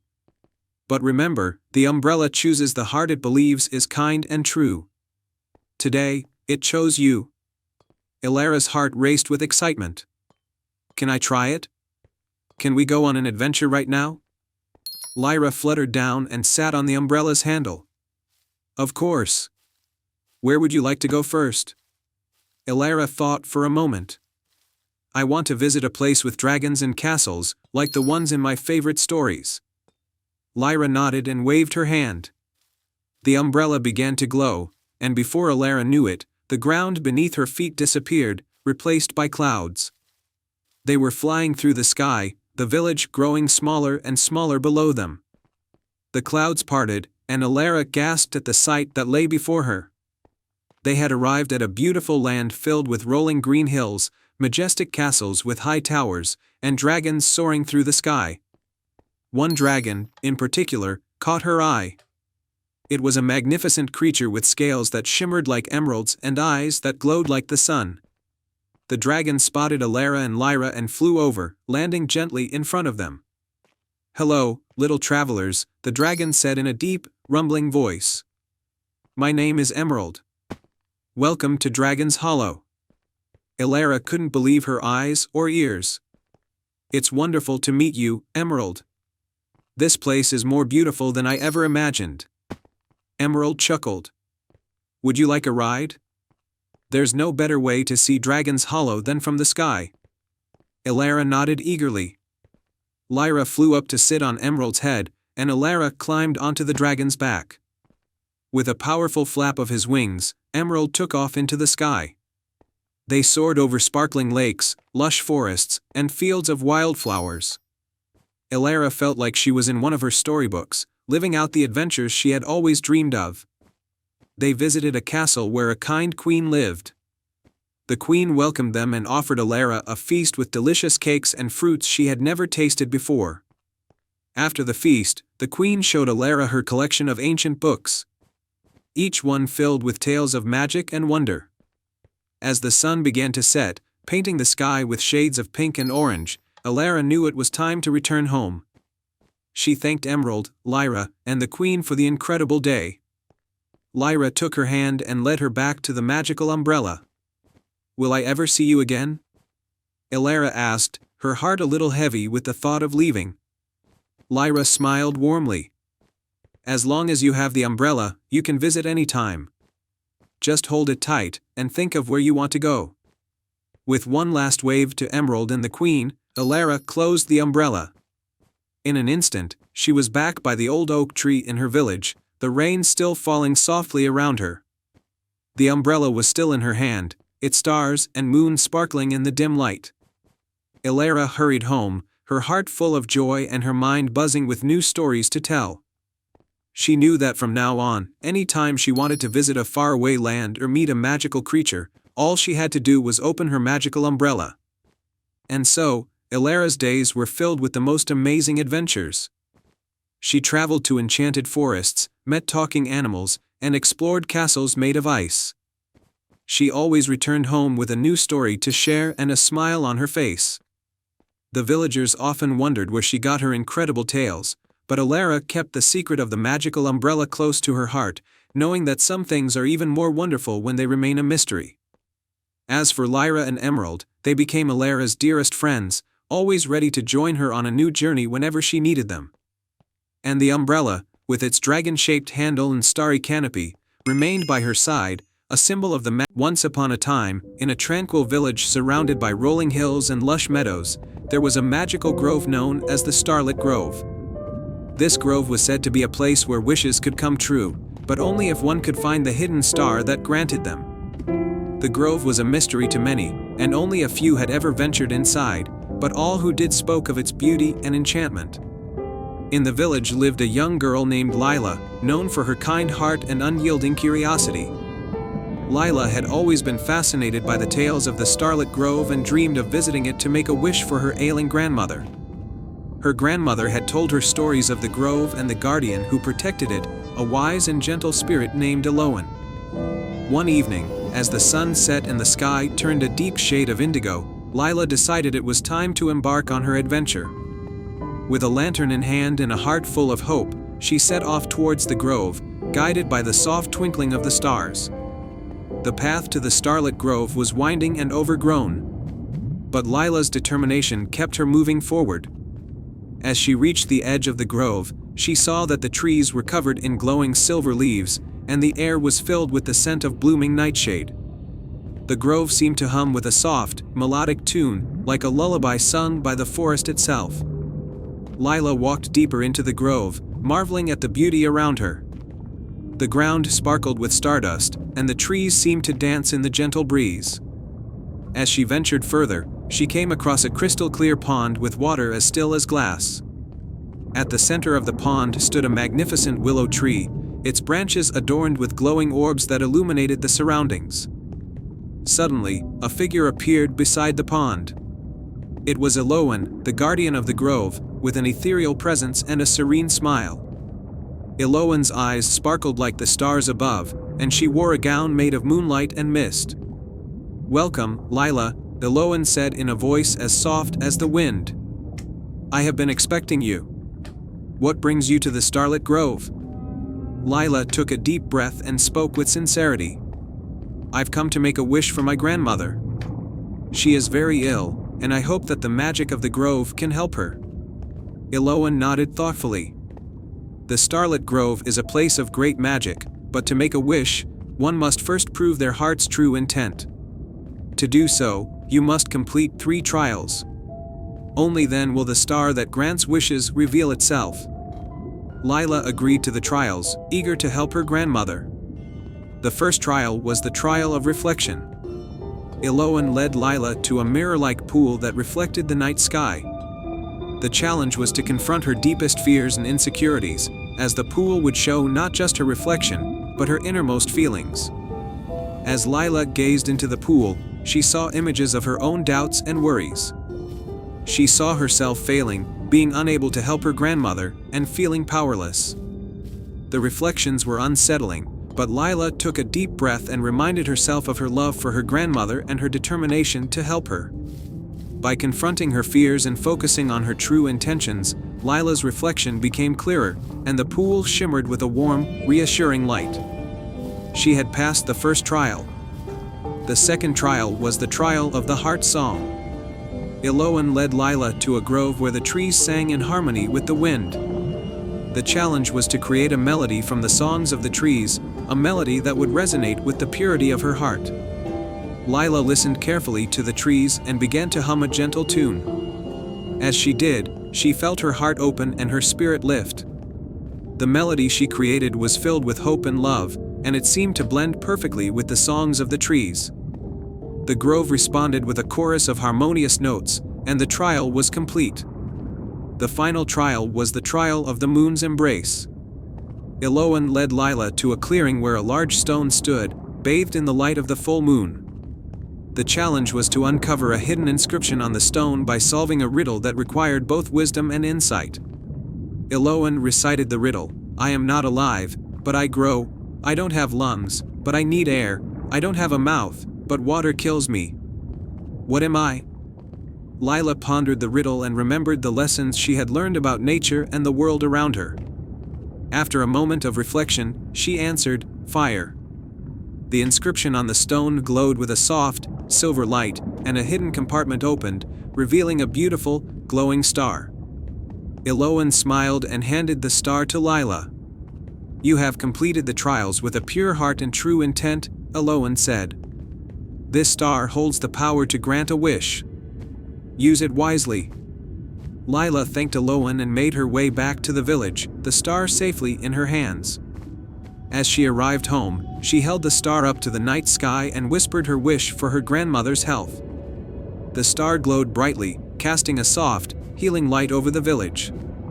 The light seemed to spread warmth and comfort, and soon after, Lila's grandmother began to recover. Her health improved day by day, and the village celebrated the return of their beloved elder. Lila's bravery and determination became a cherished story among the villagers. The Starlit Grove remained a place of wonder and magic, a reminder of the power of a pure heart and the importance of wishing for the well-being of loved ones. Iloan continued to guard the grove, knowing that the true magic of the Starlit Grove was in the love and hope of those who sought its blessings. And Lila, having experienced the magic of the grove firsthand, lived happily ever after, always cherishing the lessons she had learned and the star that had granted her deepest wish. The end. Once upon a time, in a picturesque village surrounded by rolling hills and blooming meadows, there was a humble clockmaker named Mr. Thorne. He was renowned throughout the land for his exquisite timepieces, each one a masterpiece of intricate gears and delicate craftsmanship. But what made Mr. Thorne truly special was his daughter, Elara. She was a kind and curious girl, always eager to help her father in his workshop. The villagers admired Elara not only for her kindness, but also for her exceptional ability to understand the mysteries of time. She would often sit beside her father, watching as he worked, fascinated by the way he could breathe life into mere metal and wood. One chilly autumn evening, as the village prepared for the Festival of Lights, a mysterious stranger arrived. He was cloaked in shadow, his face hidden beneath a wide-brimmed hat. He carried an ornate, ancient clock with him, which he presented to Mr. Thorne. The clock was unlike any other, its face was covered in intricate symbols, and its hands were frozen at midnight. "I need you to repair this clock," the stranger said in a voice like a soft, eerie whisper. "It holds great power, and only the finest clockmaker can restore it." Mr. Thorne examined the clock, noting its complex mechanisms and the strange symbols etched into its surface. "This is a remarkable piece," he said. But I must be honest, it is beyond my expertise. Elara, who had been listening from the doorway, stepped forward. Let me try, Father, she said. I have a feeling this clock holds something important. Reluctantly, Mr. Thorne agreed. Elara began to work on the clock, studying its symbols and gently adjusting its gears. As she worked, she discovered that the clock was not just a timepiece but a magical artifact that controlled the flow of time itself. One night, as Elara was deep in her work, the clock's hands began to glow with a soft, blue light. The symbols on its face shimmered, and the clock started ticking once more. Suddenly, the room was filled with a whirlwind of light and sound. Elara found herself transported to a different world, a realm where time flowed in strange and wondrous ways. In this new realm, she encountered a talking cat named Nimbus. Nimbus explained that she had entered the kingdom of Temporalis, a place where time was governed by the mystical timekeeper. The timekeeper, a wise and ancient being, had been imprisoned by a dark sorcerer who sought to control time for his own purposes. The clock you repaired is the key to freeing the timekeeper, Nimbus said. You must find the timekeeper's tower and restore the flow of time to our realm. Determined to help, Elara followed Nimbus through the kingdom of Temporalis. They journeyed through landscapes where day and night shifted in an instant and where past, present, and future coexisted. Along the way, they encountered peculiar creatures, such as the echoing trees and the time-woven spider, who provided guidance and assistance. Finally, they reached the timekeeper's tower, a magnificent structure made of shimmering glass and golden gears. The tower was guarded by the dark sorcerer's minions, who tried to thwart Elara's progress. But with her quick thinking and bravery, and the help of Nimbus and her new friends, she managed to overcome the obstacles and reach the top of the tower. There, imprisoned in a crystalline cage, was the timekeeper, a majestic figure with flowing robes and a crown of stars. Elara used the restored clock to unlock the cage, freeing the timekeeper. Thank you, brave one, the timekeeper said, his voice like the chime of 1,000 bells. You have restored balance to our realm. The sorcerer's power over time is broken, and our world is safe once more. As a reward, the timekeeper granted Elara a special gift, a time crystal that would allow her to visit Temporalis whenever she wished. With a wave of his hand, Elara found herself back in her father's workshop, the magical clock beside her, now ticking harmoniously. Mr. Thorne was overjoyed to see his daughter safe and the clock restored. The mysterious stranger, who had been watching from a distance, revealed himself as a guardian of Temporalis, sent to ensure that the clock found its way to a worthy protector. The festival of lights that followed was the most wondrous the village had ever seen, filled with glowing lanterns and joyful celebrations. Elara shared her tale with the villagers, who were amazed and proud of her bravery and kindness. From that day on, Elara and her father continued their work, and the magical clock became a treasured artifact in their home. Elara visited the kingdom of Temporalis often, helping the timekeeper and learning more about the mysteries of time. And so, the village thrived under the light of the Festival of Lights, and the legend of Elara and the timekeeper's secret became a cherished tale, reminding all who heard it that courage, kindness, and a touch of magic could overcome even the greatest challenges. Once upon a time, in a small, peaceful village nestled between rolling hills and a glistening river, there lived a boy named Oliver. Oliver wasn't like the other children in the village, who ran through the fields and played games. Instead, Oliver had a deep love for music. He would spend hours sitting by the river, listening to the gentle hum of the water as if it were singing him a secret melody. Oliver's parents, though loving, were farmers and did not understand his fascination with music. They worried he might never take to farming like them, but they couldn't deny that when Oliver sang or played on his makeshift flute, there was a magic to his music that made even the busiest of villagers stop and listen. One day, an old traveler came to the village. His clothes were tattered, and his shoes were worn, but his eyes sparkled with wisdom. He carried with him an old violin, covered in scratches but with strings that seemed to glow faintly in the sunlight. The villagers, intrigued by the traveler's strange aura, gathered around him in the square. The traveler looked at the crowd and, without a word, began to play. The moment his bow touched the strings, the air was filled with the most enchanting music anyone had ever heard. Birds stopped flying mid-air, the wind seemed to still, and even the river, usually so loud, grew quiet to listen. The villagers were mesmerized, and when the music ended, they erupted into applause. Oliver was particularly captivated. He had never heard anything so beautiful, and it felt as though the music had unlocked something deep inside him. He approached the traveler shyly and asked, "How do you make music like that?" The old man looked at Oliver with a kind smile. "This violin is no ordinary instrument, young one. It is enchanted, and its music has the power to touch the heart and soul. But it is not the violin alone that creates the magic, it is the heart of the one who plays it." Oliver's eyes widened. "Could I learn to play it?" The traveler's gaze softened. "Perhaps you could. But playing the enchanted violin requires more than just skill. It requires understanding the magic within yourself. If you wish, I can lend you the violin for 3 nights. If, by the end of that time, you can master its magic, it will be yours. But be warned, many have tried, and few have succeeded." Oliver's heart fluttered with excitement. He agreed, and the traveler handed him the violin before disappearing into the forest. With trembling hands, Oliver returned to his house and sat by the river, ready to play.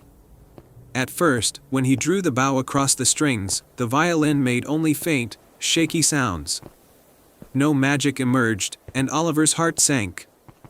He practiced late into the night, but no matter how hard he tried, the music remained flat and lifeless. Exhausted, Oliver fell asleep beside the river, the violin resting in his lap. That night, he had a dream. In the dream, he stood in the middle of the village square, but everything was different. The trees glowed with soft golden light, and the river shimmered as if made of stars. A figure appeared, a woman with flowing silver hair and a voice like a lullaby. "The music you seek is not in the strings," she said, her voice echoing like wine through the trees. "It lies within your heart. You must let go of your doubts and fears and play not for yourself, but for others." When Oliver awoke, the dream lingered in his mind. He realized that he had been focusing so much on playing perfectly that he had forgotten why he loved music in the first place. It was the joy it brought others, the way it made people smile, that made it special. The next night, instead of practicing alone, Oliver went to the village square. The villagers, curious to see what he would do, gathered around. With trembling hands, he lifted the violin and began to play. But this time, instead of focusing on the notes, he played from his heart. As he played, something incredible happened. The violin strings began to glow softly, just as they had when the traveler played. The music filled the air, but it was different now, gentler, warmer, and more beautiful than anyone had ever heard. The villagers were enchanted, their worries melting away as the melody swirled around them like a soft breeze.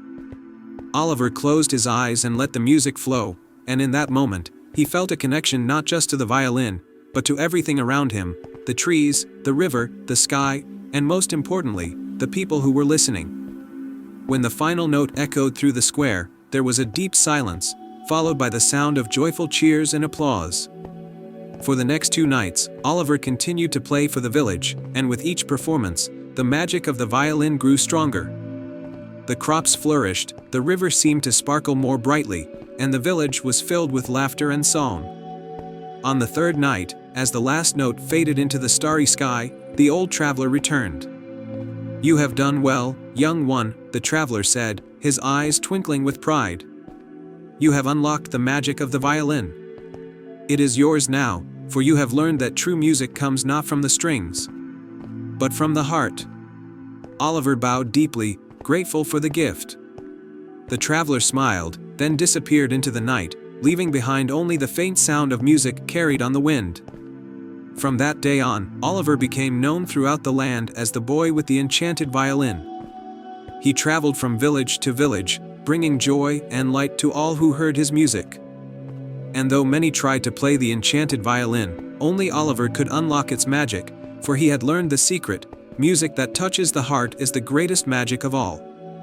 And so, the sound of the enchanted violin filled the air for many years, reminding everyone that sometimes, the most powerful magic is found in the simplest of things, a kind heart and a song played with love. Once upon a time, in a village nestled between towering mountains in a vast, sparkling lake, there lived a young boy named Tomas. Tomas was known for his curiosity and kindness, but what made him most unique was his fascination with the night sky. Every evening, as the village settled into its routine of quiet, Tomas would sneak out to gaze at the moon, wondering about the stories hidden in its light. One night, as Tomas sat on a hill watching the moon's reflection in the lake, he noticed something extraordinary, a silver glow shining from a path that seemed to lead into the forest. The path wasn't there before, and it shimmered with a soft, enchanting light. His heart raced with excitement. Could this be the beginning of an adventure? Without hesitation, Tomas followed the glowing trail, deep into the forest. The air around him grew cooler, but the light from the path kept him warm and comforted. Soon, he reached a clearing where the trees formed a perfect circle, and in the center was a magical garden. The flowers bloomed in shades of silver, blue, and lavender, glowing softly as if touched by moonlight. At the heart of the garden stood a delicate fountain made of crystal, with water that shimmered like liquid stardust. And next to the fountain was a figure, an elderly woman, draped in a cloak made of stars. Her eyes were gentle, yet they sparkled with an ancient wisdom. "Welcome, young one," the woman said, her voice like the soft rustle of leaves in the wind. "I am Luna, keeper of the moonlit garden." Tomas bowed respectfully. "I've never seen anything like this place. Is it real, or am I dreaming?" Luna smiled. "This garden exists between the realms of dream and reality. Few find their way here, but those who do are destined for a purpose. You, Tomas, have been chosen to help restore the balance of the stars." "The balance of the stars?" Tomas asked, intrigued. Luna nodded. "For centuries, the stars have watched over the world, guiding travelers and protecting the harmony of the land. But something has gone wrong. One of the brightest stars, Solaria, has dimmed. Without her light, the balance between night and day is fading, and the world may soon fall into eternal shadow." Tomas felt a shiver run down his spine. "What can I do to help?" Luna gestured toward the fountain. "You must find 3 sacred moonstone petals from the flowers that bloom in this garden. Each petal represents a different quality: courage, kindness, and wisdom. Only by offering these petals to Solaria can her light be restored. But the journey will not be easy." With determination in his heart, Tomas agreed to the quest. Luna gave him a small silver pouch to carry the moonstone petals.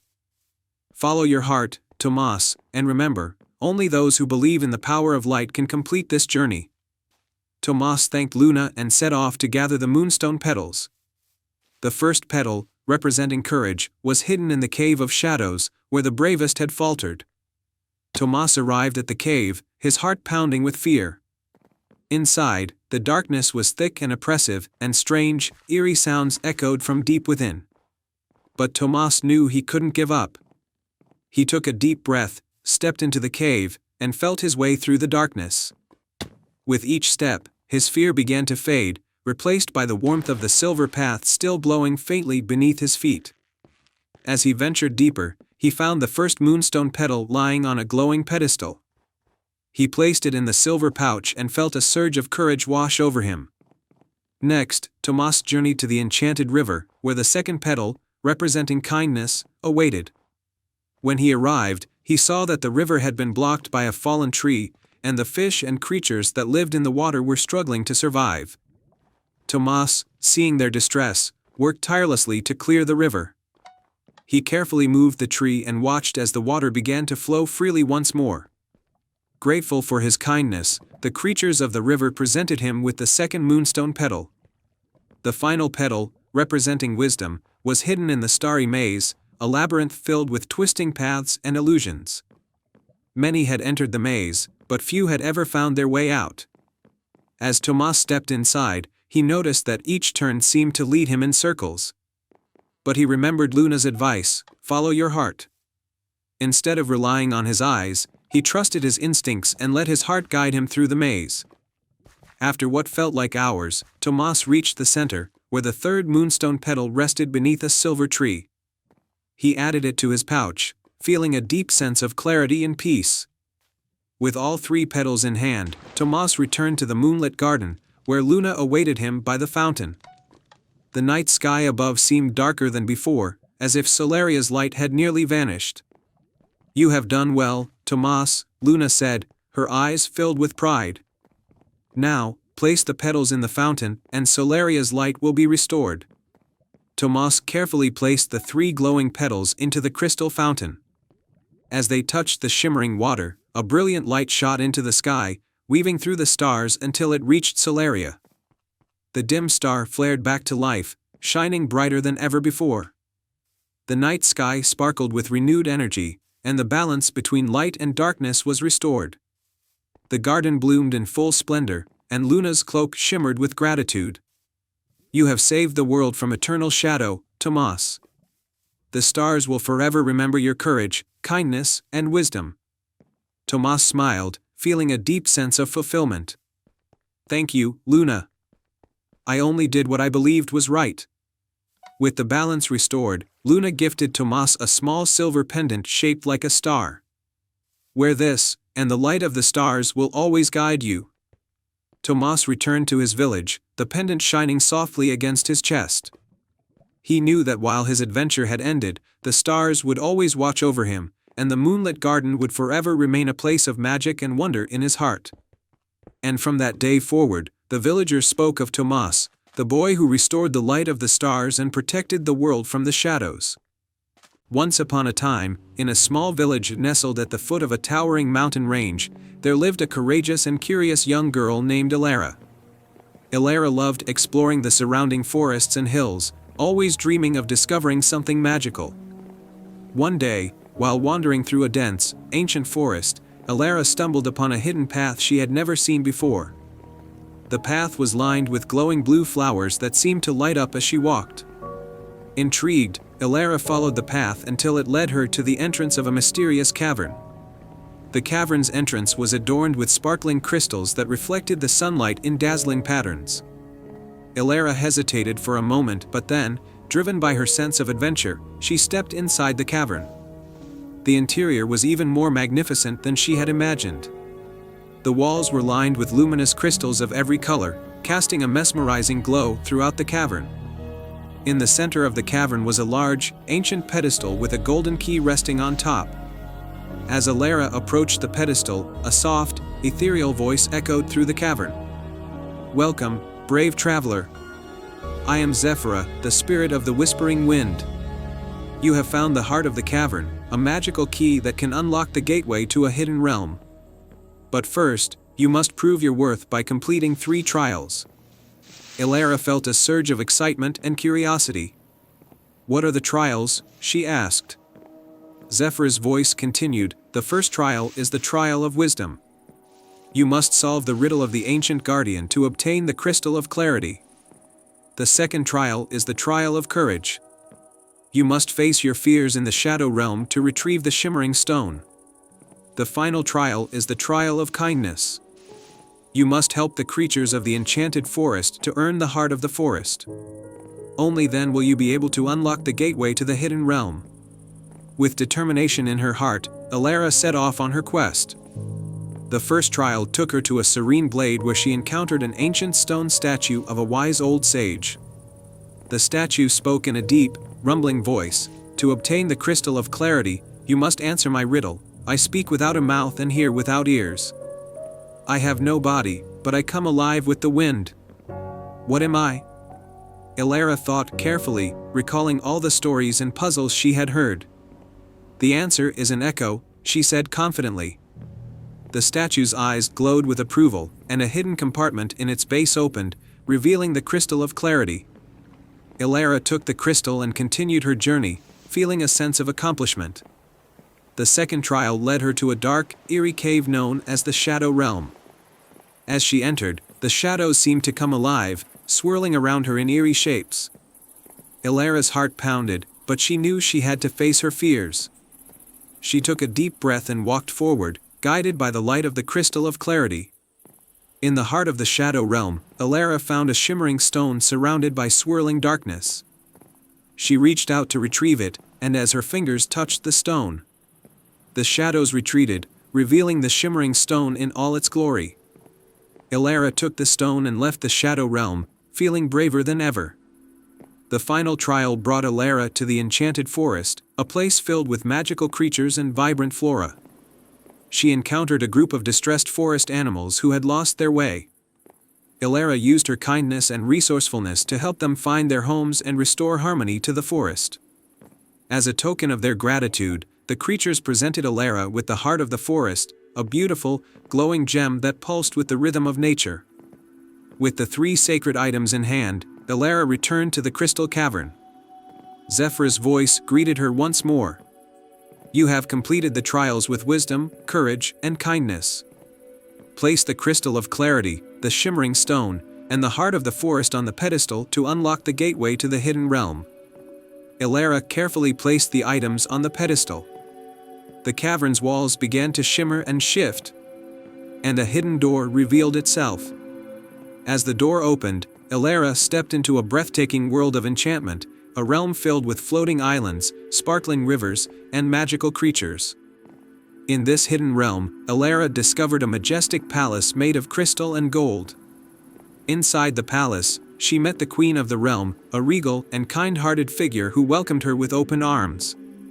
The queen explained that the realm had been hidden away for centuries, waiting for someone with a pure heart and great bravery to restore its magic. Elara was honored and celebrated as a hero. She spent time exploring the wonders of the realm, learning about its magic, and forging friendships with its inhabitants. The queen granted her the title of Guardian of the Hidden Realm, a role that allowed her to visit and protect the realm whenever she wished. Elara returned to her village with a heart full of joy and stories of her incredible adventure. The village was inspired by her bravery and kindness, and the tale of the Crystal Cavern and the Whispering Wind became a cherished legend. Elara continued to explore the world, knowing that she had discovered a hidden realm of magic and wonder.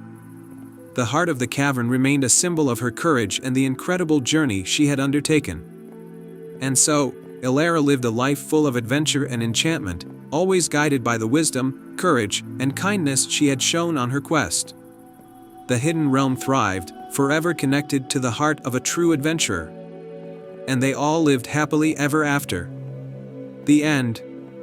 Once upon a time, in the heart of a lush, verdant valley, lay the village of Weaverton, known far and wide for its exquisite tapestries.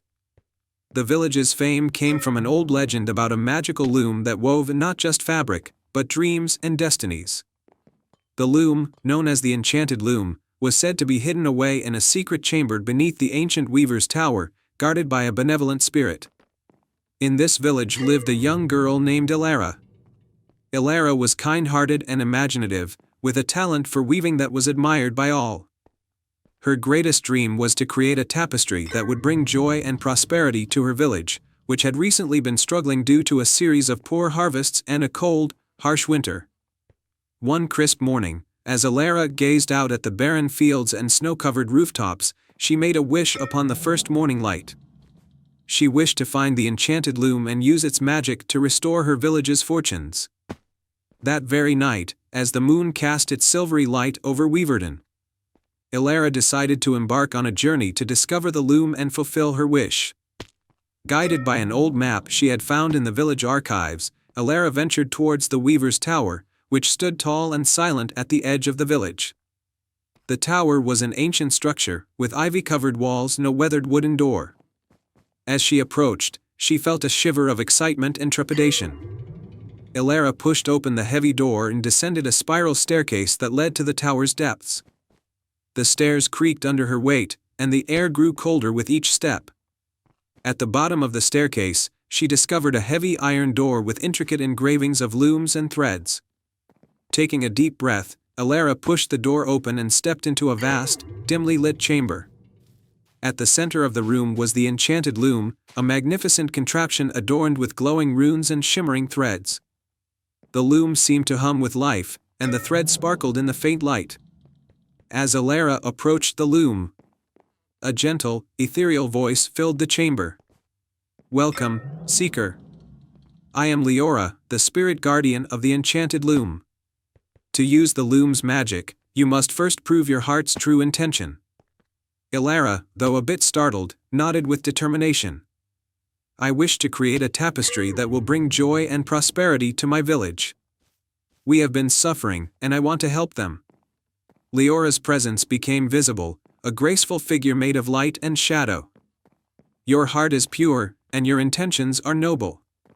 To weave a tapestry of such power, you must first complete 3 tasks, each revealing the strength of your heart.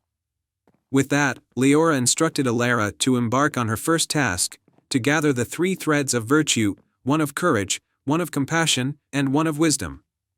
Each thread was hidden in a different part of the valley, and Elara would need to venture forth to find them.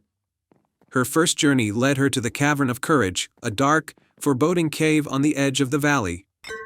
Inside, she faced her fears as she navigated through the shadows, eventually discovering a thread of radiant red at the heart of the cavern. With the thread in hand, Elara felt a surge of bravery and strength. The second task took Elara to the Meadow of Compassion, where she encountered a family of deer in distress. The mother deer was injured and needed help. Elara carefully tended to her wounds and comforted the fawn. As a reward for her compassion, a golden thread appeared among the wildflowers, symbolizing the essence of empathy and kindness. For the final task, Elara traveled to the Mountain of Wisdom, where a wise old sage lived in seclusion. The sage tested Elara's knowledge and discernment with a series of riddles and challenges. Elara answered each one thoughtfully and with insight. Impressed by her wisdom, the sage gifted her a thread of deep blue, representing knowledge and understanding. With the 3 threads of virtue in hand, red for courage, gold for compassion, and blue for wisdom, Elara returned to the enchanted loom. Leora guided her through the process of weaving the tapestry, instructing her on how to intertwine the threads with care and intention. As Elara wove, the loom came alive with magic. The threads glowed brightly and the tapestry began to depict scenes of abundance, happiness, and unity. The scenes seemed to shimmer with a life of their own, capturing the essence of the village's dreams and hopes. When the tapestry was complete, Leora thanked Elara and gently touched the finished work. The tapestry glowed warmly and then, with a soft whisper of magic, it was sent to the village of Weaverton. The next morning, the villagers awoke to find the tapestry hanging in the village square. As they gazed upon it, a feeling of hope and joy filled their hearts. The harsh winter began to recede, and the fields once again turned green and fertile. The village prospered, and the people celebrated with gratitude and happiness. Elara's wish had come true, and her village flourished. She continued to weave with her heart full of the virtues she had learned. And the legend of the enchanted loom became a cherished tale passed down through generations. And so, the magic of the enchanted loom lived on, reminding all who heard its tale of the power of courage, compassion, and wisdom in weaving the fabric of their own destinies. Once upon a time, in a peaceful village nestled beside a shimmering lake, there lived a young girl named Lila. Lila had a kind heart and an adventurous spirit, always eager to explore the world beyond the village. The villagers often spoke of an old legend about a magical silver lantern hidden deep in the whispering forest. This lantern was said to grant one heartfelt wish to anyone who found it. One crisp autumn morning, Lila decided it was time to seek out the lantern and make a wish that could help her village.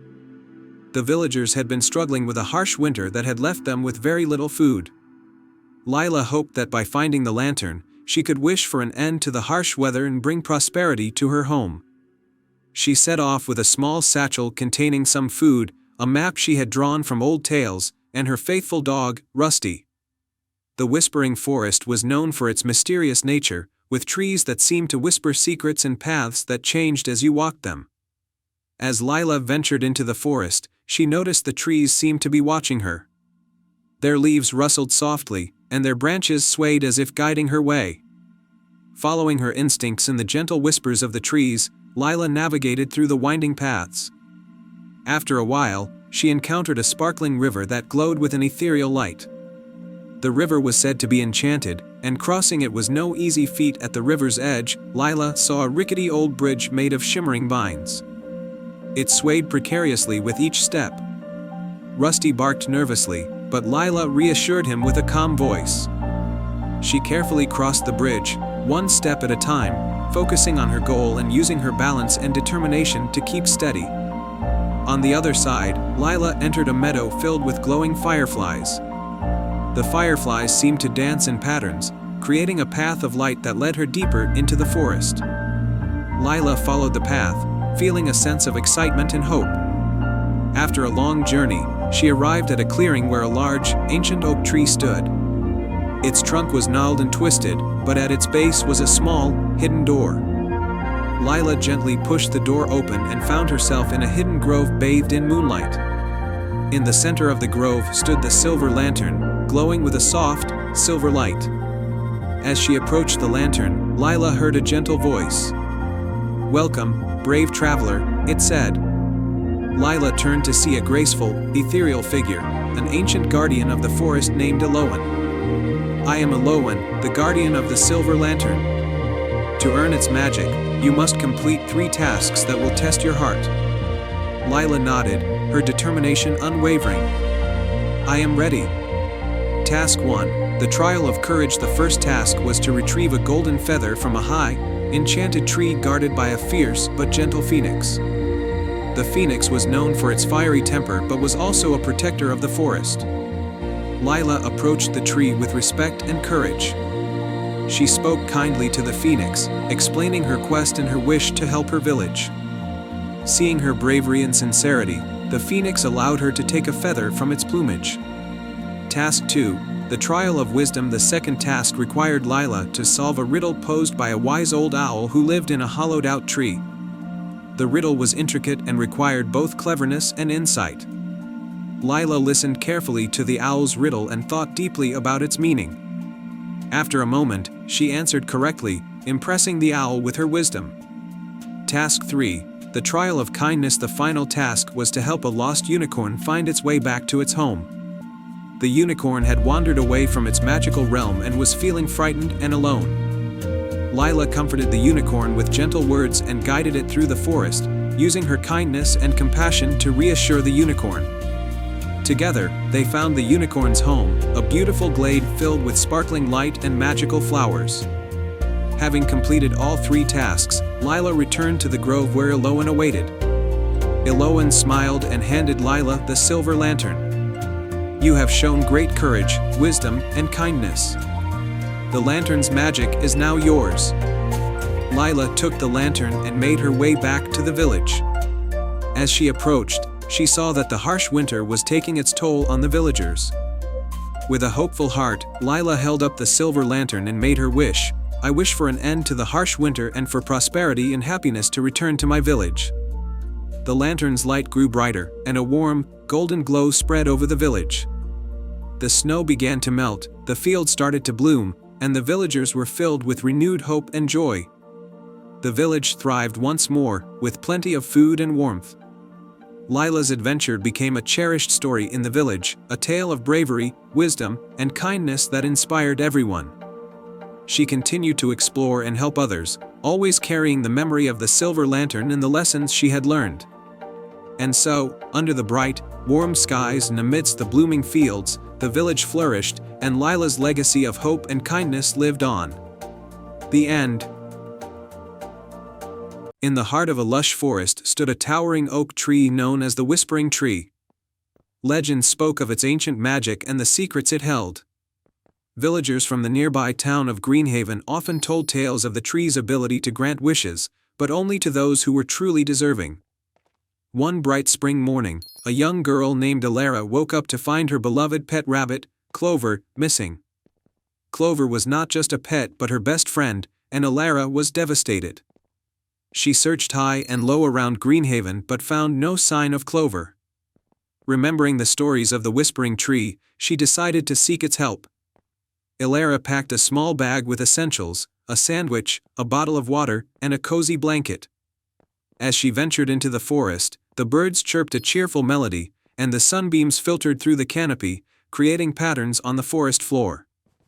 The forest seemed alive with magic, and Alara felt a sense of hope as she moved deeper.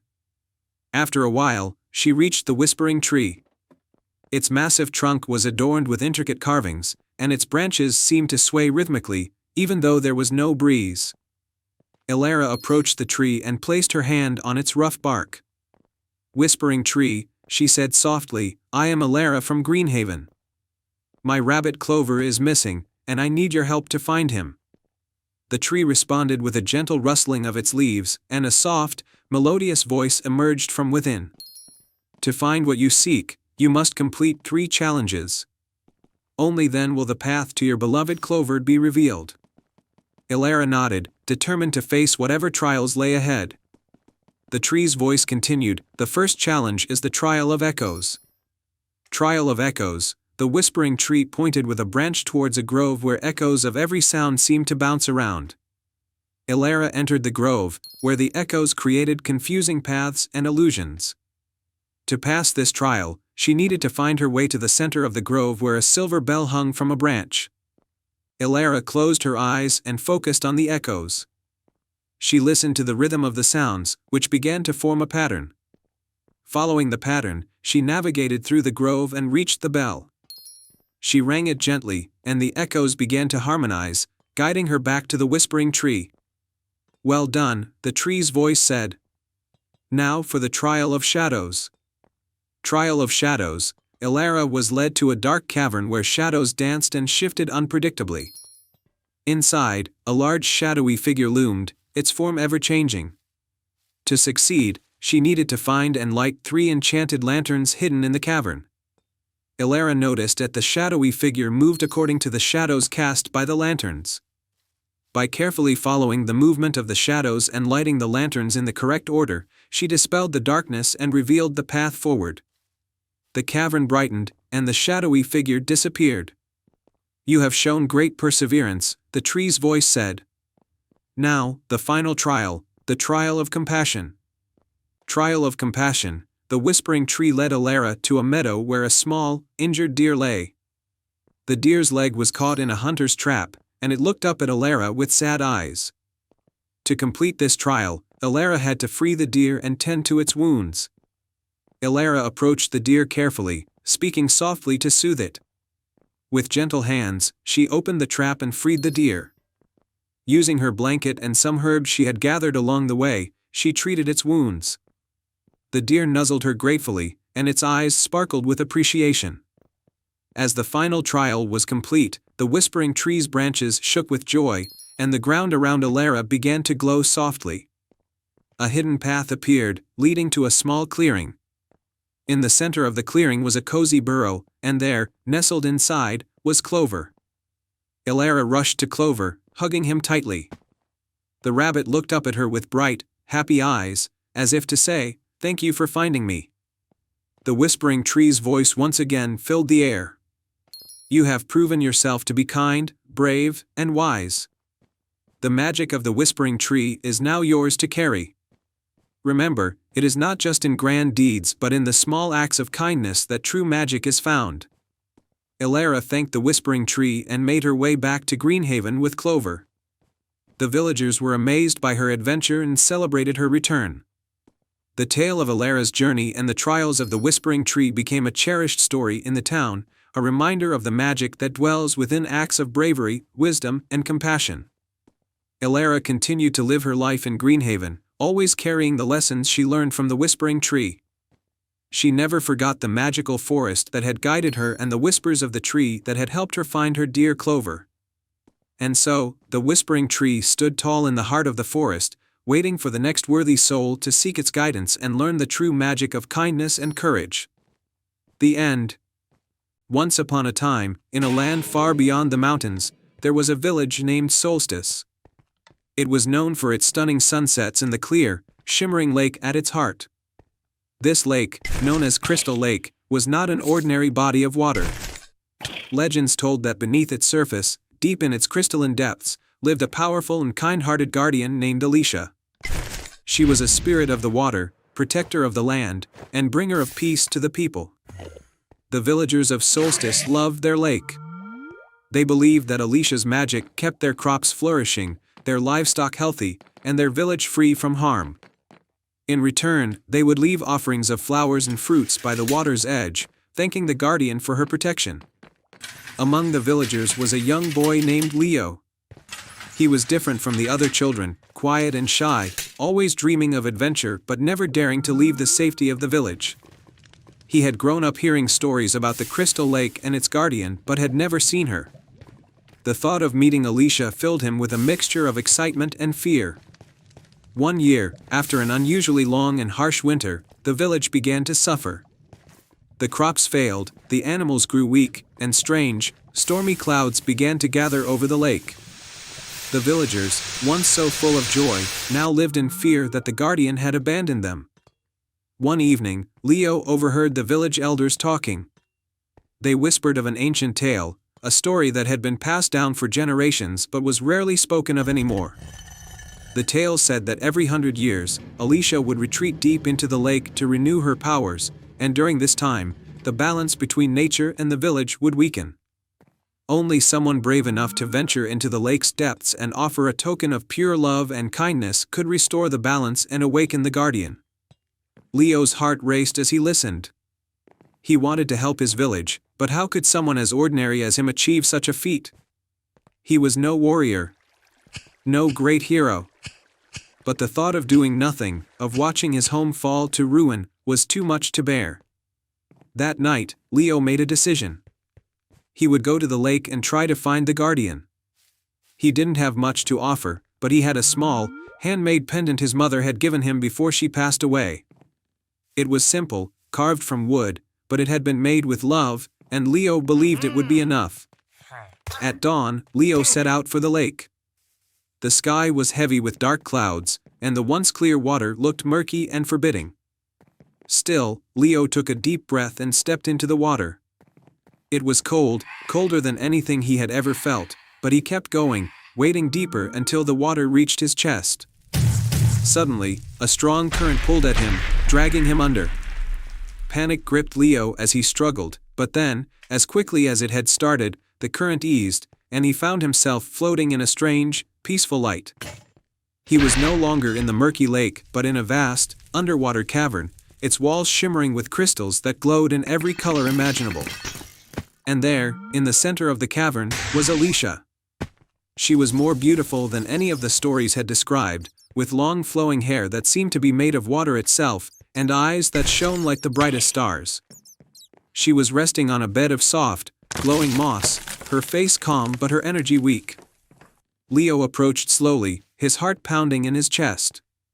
"Alicia," he whispered, holding out the pendant. "I've come to offer you this, as a symbol of love and kindness. Please, help us." Alicia opened her eyes and smiled faintly. Her voice, when she spoke, was soft like the ripple of water. "You are brave, young one. I can feel the purity of your heart, and your love for your village. But it is not the pendant that will restore the balance, it is the courage and kindness you carry within." Leo felt a warmth spread through him, and for the first time, he believed in his own strength. Alicia raised a hand, and the crystals in the cavern began to glow brighter, filling the space with light. "The balance will be restored," she said. "But you, Leo, must continue to be a guardian of kindness and bravery in your world. Remember that the greatest magic lies in the hearts of those who act with love." With a final, gentle smile, Alicia's form began to fade, dissolving into the light. The cavern shimmered and then disappeared, and Leo found himself standing once more by the edge of the lake. The storm clouds had vanished, and the lake's waters were clear and calm once again. The air was fresh, and in the distance, Leo could hear the laughter of children and the sounds of life returning to the village. He knew then that Alicia's power had been restored. The village would thrive once more, not because of magic alone, but because of the bravery and kindness that lived in every person, just waiting to be called upon. As Leo walked back to the village, he felt different. He wasn't the shy, ordinary boy he had once thought himself to be. He had faced his fears, embraced his own strength, and now understood that true guardianship came from within. From that day forward, Leo became known as the boy who had saved the village. But he never took credit for the miracle. He knew that it wasn't just his act, but the power of love, kindness, and courage that had restored the balance. And so, the village of Solstice flourished once more, under the watchful care of the Crystal Lake and its guardian, and the people never forgot that even in the darkest times, the light of a kind heart could shine brighter than any crystal. The end.